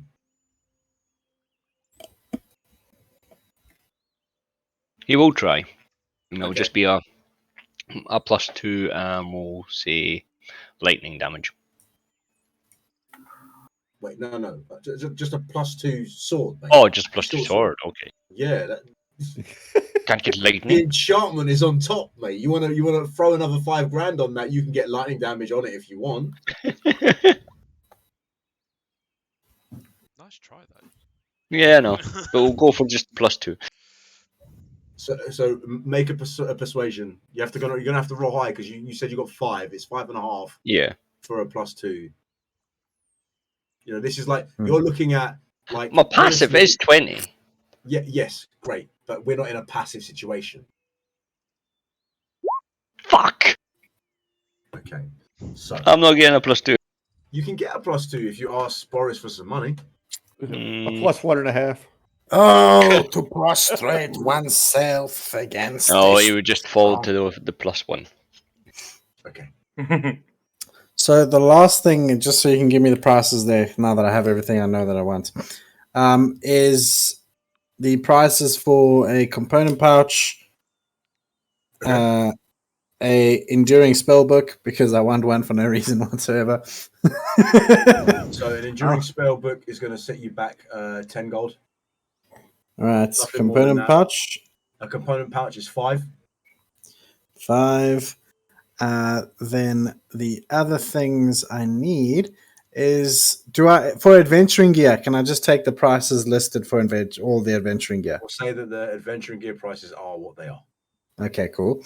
And then the last thing in terms of magical items is where is this stupid thing? Now that I have that, yes, a bottle of boundless liquid of some kind. An endless liquid. A bottle of boundless Yes. something. Yes. Yes. An endless liquid vial. It's not poison or anything. It's quite literally just liquid. I want really two options: coffee or cold water. Coffee and or cold water. Actually, milk, coffee, and cold water. Well, okay, roll a d6. Roll a d6. 1 and 2 is coffee. 3 and 4 is milk, and 5 and 6 is water. I could use that coffee one myself. So I can't get one that does all three. I'll tell you what.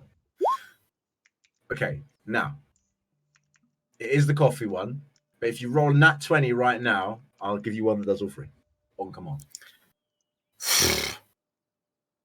I mean, hey, does it have advantage? No.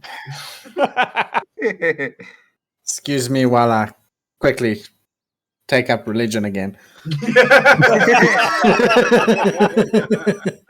been a while. No. Okay. So you can have an endless coffee for exactly the right price of 199 gold. Endless coffee for eternity. Yeah, sure. I'm taking it. 190 what? 199 gold. Okay, cool. I'll do the math on all of that and then take it off my current Because I'm amounts. not doing the math for you.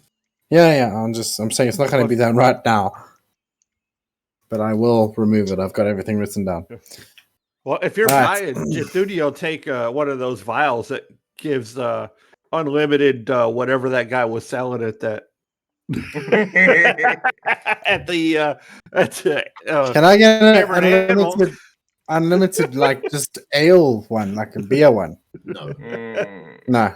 Because they don't have drinking in the city anyways, right? They do have drinking in the city. You just got nowhere to go. No, but I'm saying it's not like it's frowned upon. So there wouldn't just be people selling unlimited booze items. No, could be a joke. That's 320 gold, Saunda. Cool. Is that just for the pots or is that for everything? That's just for the pots. Yep. So it was 1.5 for the sword. Yeah, so he would need to he'll trade in all his gems, so he doesn't have them anymore. Okay, so if you're going to trade in all the gems, then we'll just call it even. Flatsies. Oh, okay, cool. Yeah. Good with that. We'll call it flatsies on the gems. And you just need to send me the potions when you the poisons when you get the time. Yeah. I'll make them up for you. I haven't got them now. I'll make them up, and we'll have them. I don't intend on using them anytime soon. And then, so I've got 6 basic potions. Who wants one? I'll take 1 or 2. All right, so you can have 1 basic and 1 second level one. Oddly enough, I get hurt the least, so I'll go ahead and let everyone else pick first. Car. I brought 2 basics and one standard anyway. So I give a advanced one and a basic one to Sorendal. And then I give a basic potion to Jathuni as well. And that's the 2d4? Yeah, what is it for again? It's the 2d4 plus... The basic is 2d4 plus 4. 2d4 plus 2. The standard is 4d4 plus 4. And the 2d4 plus 4? 2d4 plus 2. Gotcha.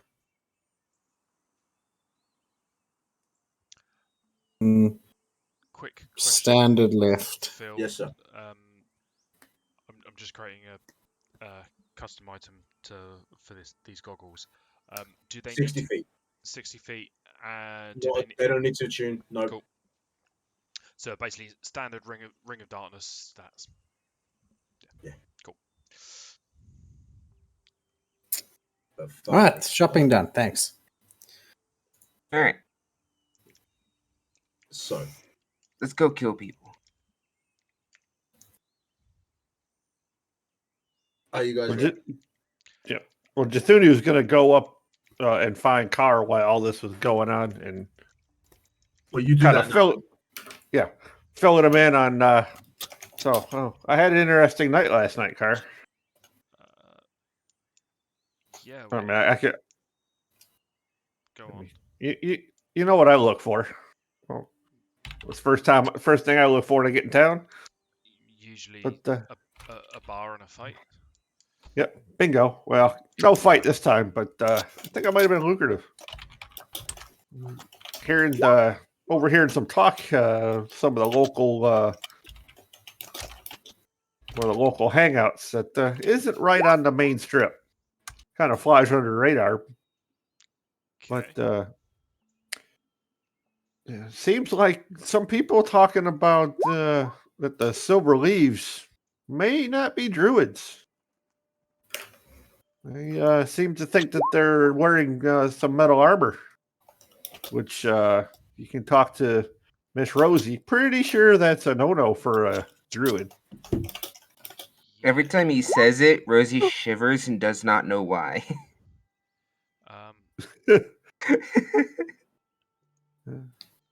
Plus, apparently Benjamin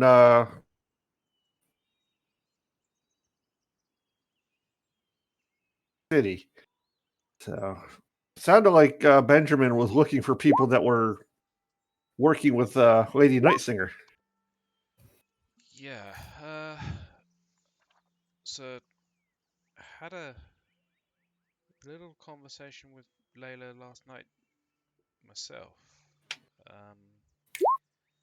It seems that, as you said, Benjamin seems to have allied himself with this Balathist, who seems to be aligning himself with the Aaronroth. Yeah, that came up in some of the conversations I was overhearing. She's asked us if we can hang around for a bit and help out, finding out who's driving the people out of the city, talk to the shopkeepers and the guards to see whether anyone would help with if things go sideways with Balfist and the Aaronroth. Maybe change the leadership, shall we say? And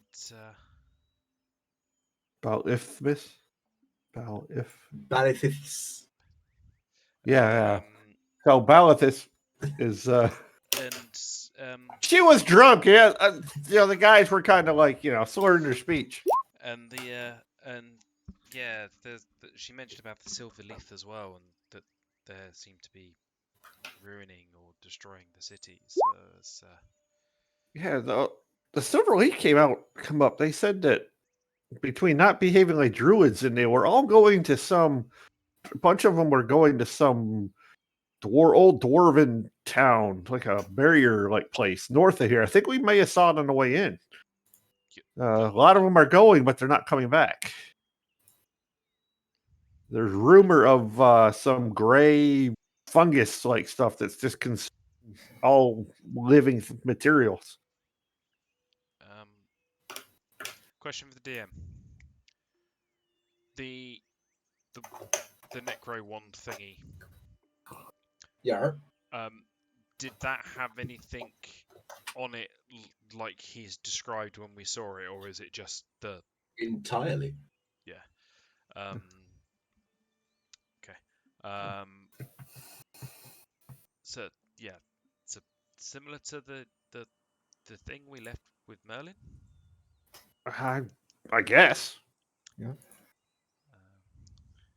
I just kind of overheard it. The three guards that I was with, they got pretty, hammered and trying to get some information out of them as well. I ended up having to take them halfway home. Guys can't handle their damn liquor, but apparently our friend Kai is locked up in the cathedral dungeon. Somebody came in here talking about Lady Nightsong, and Balithus was interrogating him.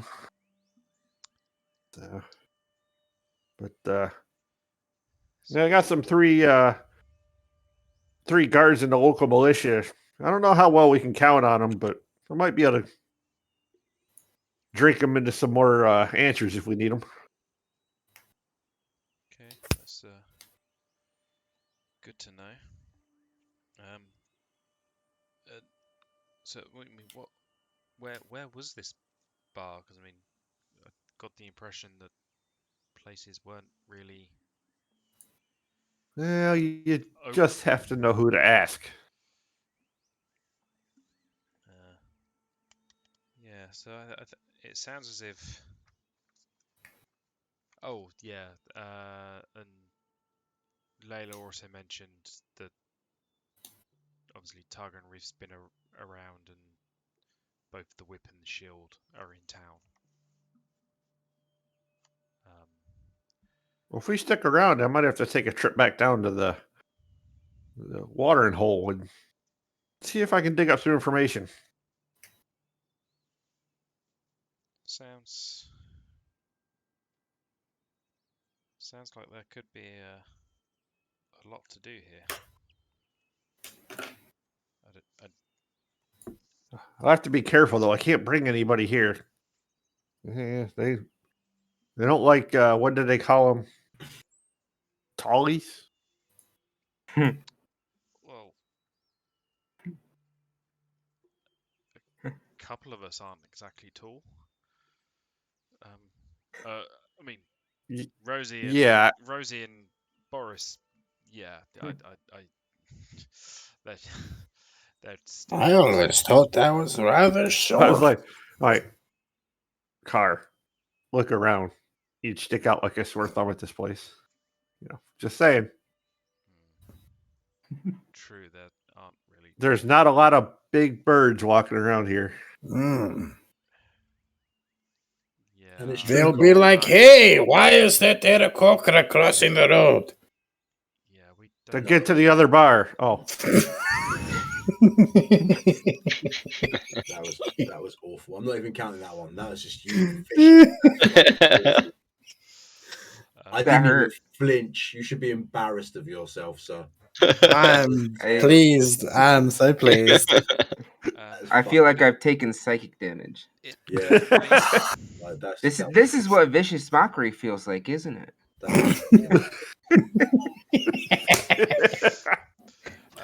So yeah, I think we've definitely got things we can do here to.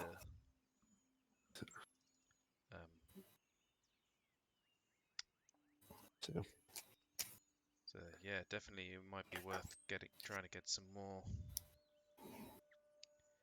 information, but certainly looking into the Silver Leaf and the store owners may be a good place to start. Yeah, I never. For all the times drinking got me into trouble. Wait, it actually paid off once. Why was that stick? Who had it? Sorendal? Who has the cancer stick? Nobody. You left it. Oh shit! In a lead box. As soon as he says Sorendal, I'm out of there in the shadows. Yeah. Oh, shit, yeah, that 20. You say the name Sorendal, turn around, he's fucking gone. Well, maybe I can see him. With the successful perception check. Yeah, all you do is not me that bitch and you're good. Well, it's worth a try. Yeah, absolutely. Everything's worth a try. Perception. I should have gone a wisdom when I leveled up. No, close. Oh, No. close. But like the wind, Alright, you turn around. I and want just to see just one of it. for shits and giggles. No. Oh. Sondal is gone. Everyone looks for Sondal. You are 'Cause- nowhere to. You're just yeah. sitting there, like in a bush, What? like Yeah. that moment. You know the creatures in World of Warcraft where you just see the blinking Yeah. eyes. Just there watching. He's sitting Everybody. counting gems. Boris literally, well, what I want to know is, and Boris would ask is, where did it come from? That stick. Sondal's the only one who has the answer. No, but I did tell everyone on the boat. Yeah, I was gonna say he brought it up from that wreck. So, whose boat was that? Maybe that is a good place to start. Were they from the village? It sounds the same. They Plants that make from what things like themselves. from what Kai said, it was his old adventuring party. The ones who So, supposedly killed Targon Wreath. well, for one, Kai is lying about at least one thing.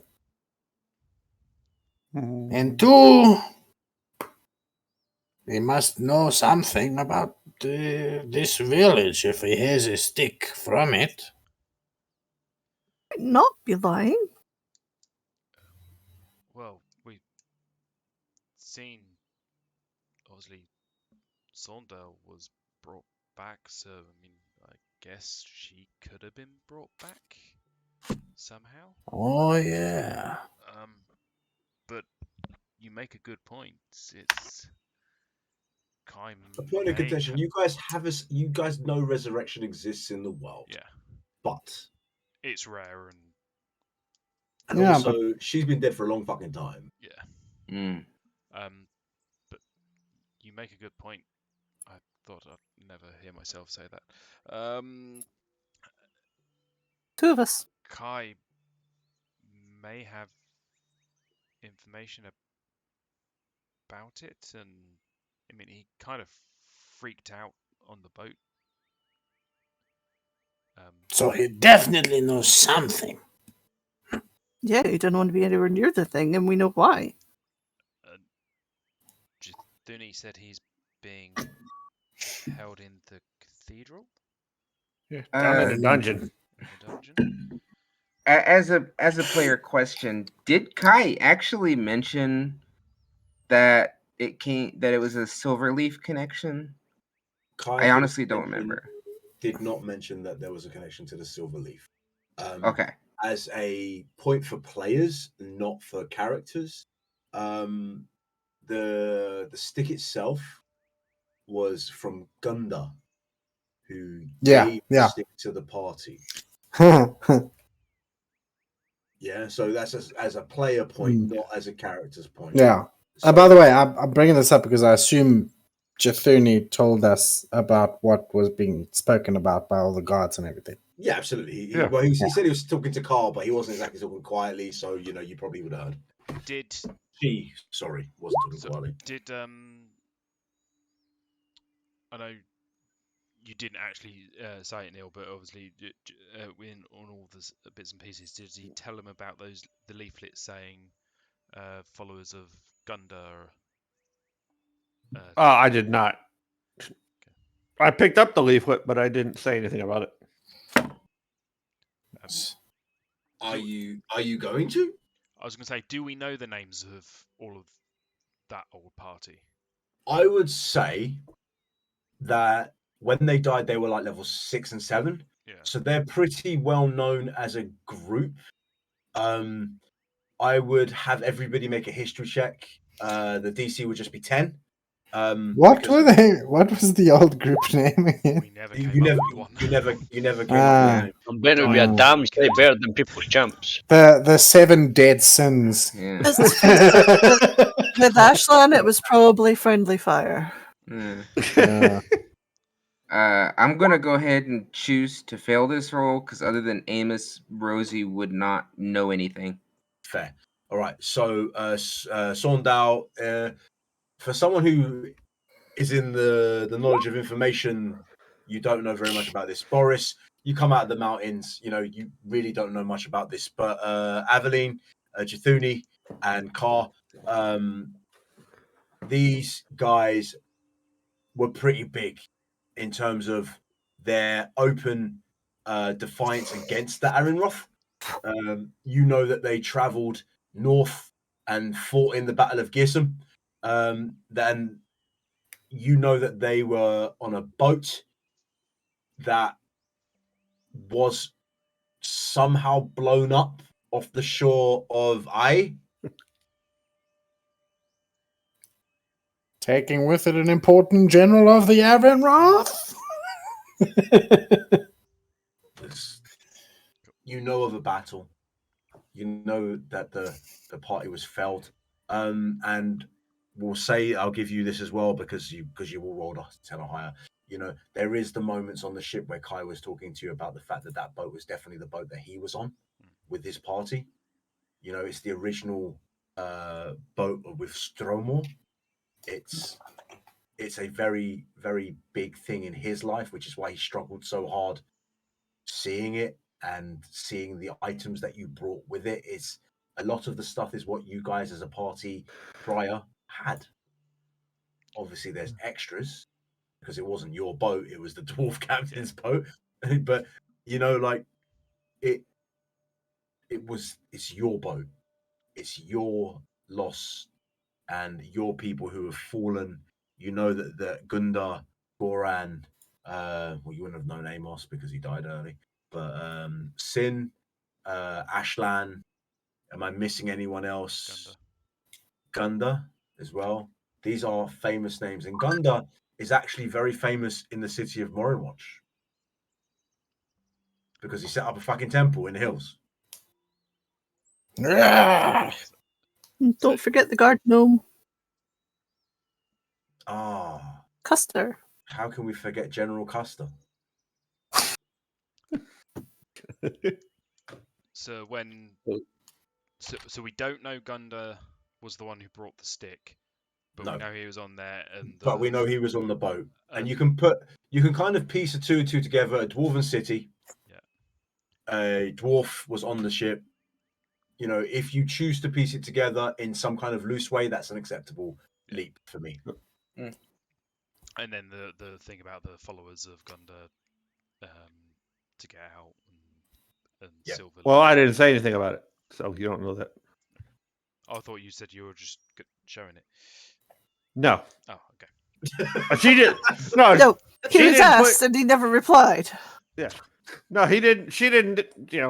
Not thinking anything about it. She just picked it up like. Okay. She's like, oh yeah, well, whatever. This guy stuffed pocket. She put two and two together. Okay. So maybe we need to try and talk to Kai to get more information about this stick and where it is. Oh, that's going to be tough. Maybe there is way to also ingratiate yourself with some of these silver leaves. You are a druid, are you not? Rosie? From what I understand, and from what I understand, and from what I've been listening to, it sounds like these silver leaves need a good attitude adjustment. I don't think I'd be ingratiating myself to them.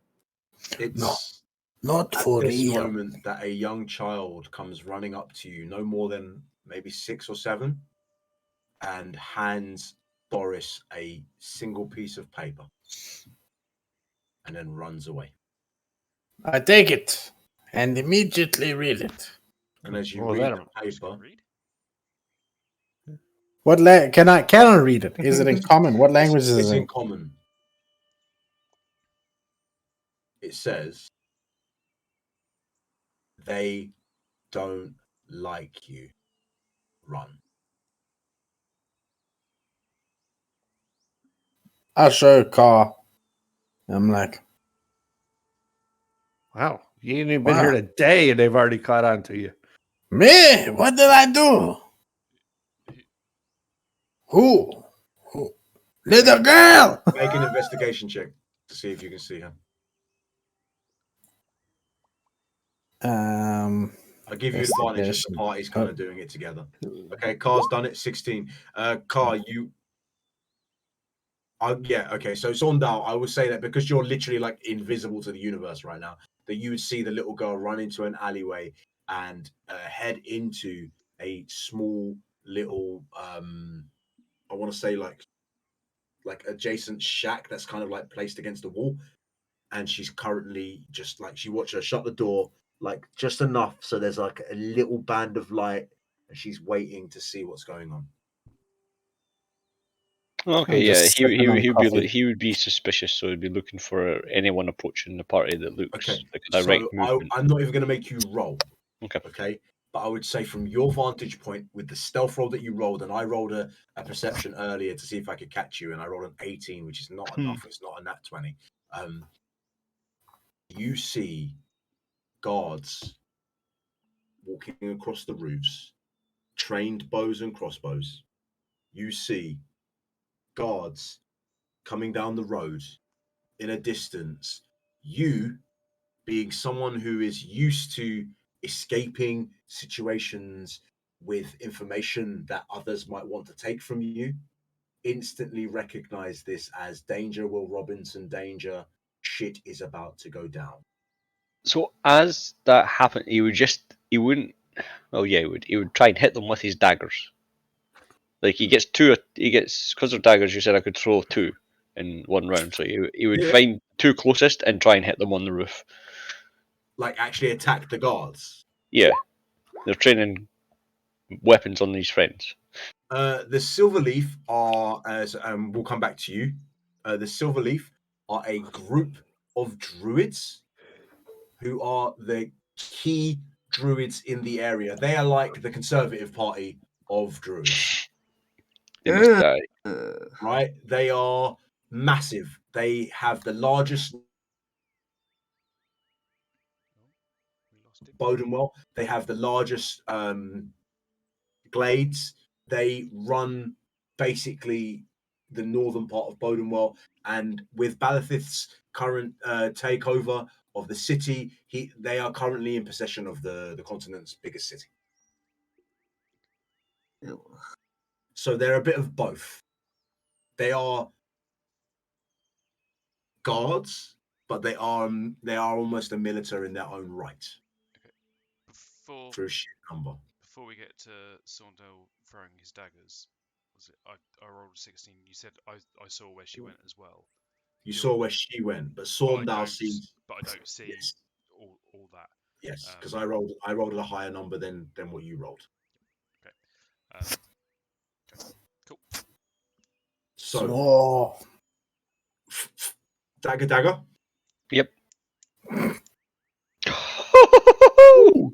So as you throw the 2 daggers, 2 nat 20s. Holy shit. that's where we'll end tonight's session. Ooh. Yeah. Ooh. So as the 2 How the fuck did I do that? I have no idea. Maybe that's the revenge you were talking about earlier. Oh yeah, revenge. We're gonna have to get you you're gonna have to do an offhand throw, because obviously your second throw is without. But anyway, without proficiency. But it doesn't matter. So because it would still be a nat 20. But thank you for everyone who come to watch. I got 1, 2, 3. It was a low night. 4, 5 slaps. What have you got? Curse? I voted for 4. If we're not including the really bad joke, it's 5. Okay, so 5. Okay, so we'll stick with the 5. I want to say thank you to everybody who came to watch our game tonight. I really hope you enjoyed it. If you did enjoy it, please give us a follow. It only helps build the stream, build the viewership, and then hopefully makes me a little bit richer at one point in my life.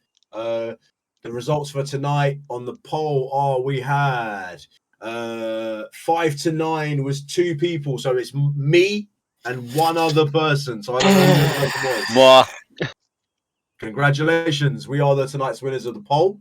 I hope everybody has a lovely night wherever you are on the planet. If you have enjoyed it, I know today has been a heavy RP and shopping session, so Minas Murdoch and Yona the Bear didn't really have much to show today, and I do apologize, guys. It took a little bit longer because of the shopping to get to this one moment, but we have finally got to a little bit We of got to see in-village Thomas combat. scratching his arse. That was Yeah. new to stream. Butthole scratching did happen. Thank We're you still getting legs, so for Yeah. everyone coming and watching. If you have enjoyed it, check us out Saturdays, 8 p.m. GMT to 11 p.m. GMT every week. Fingers crossed. Apart from Christmas and the bits that I can't attend. Yep. Peace out wherever you are on the fucking planet. We are out of here. He may have to get an OnlyFans account now.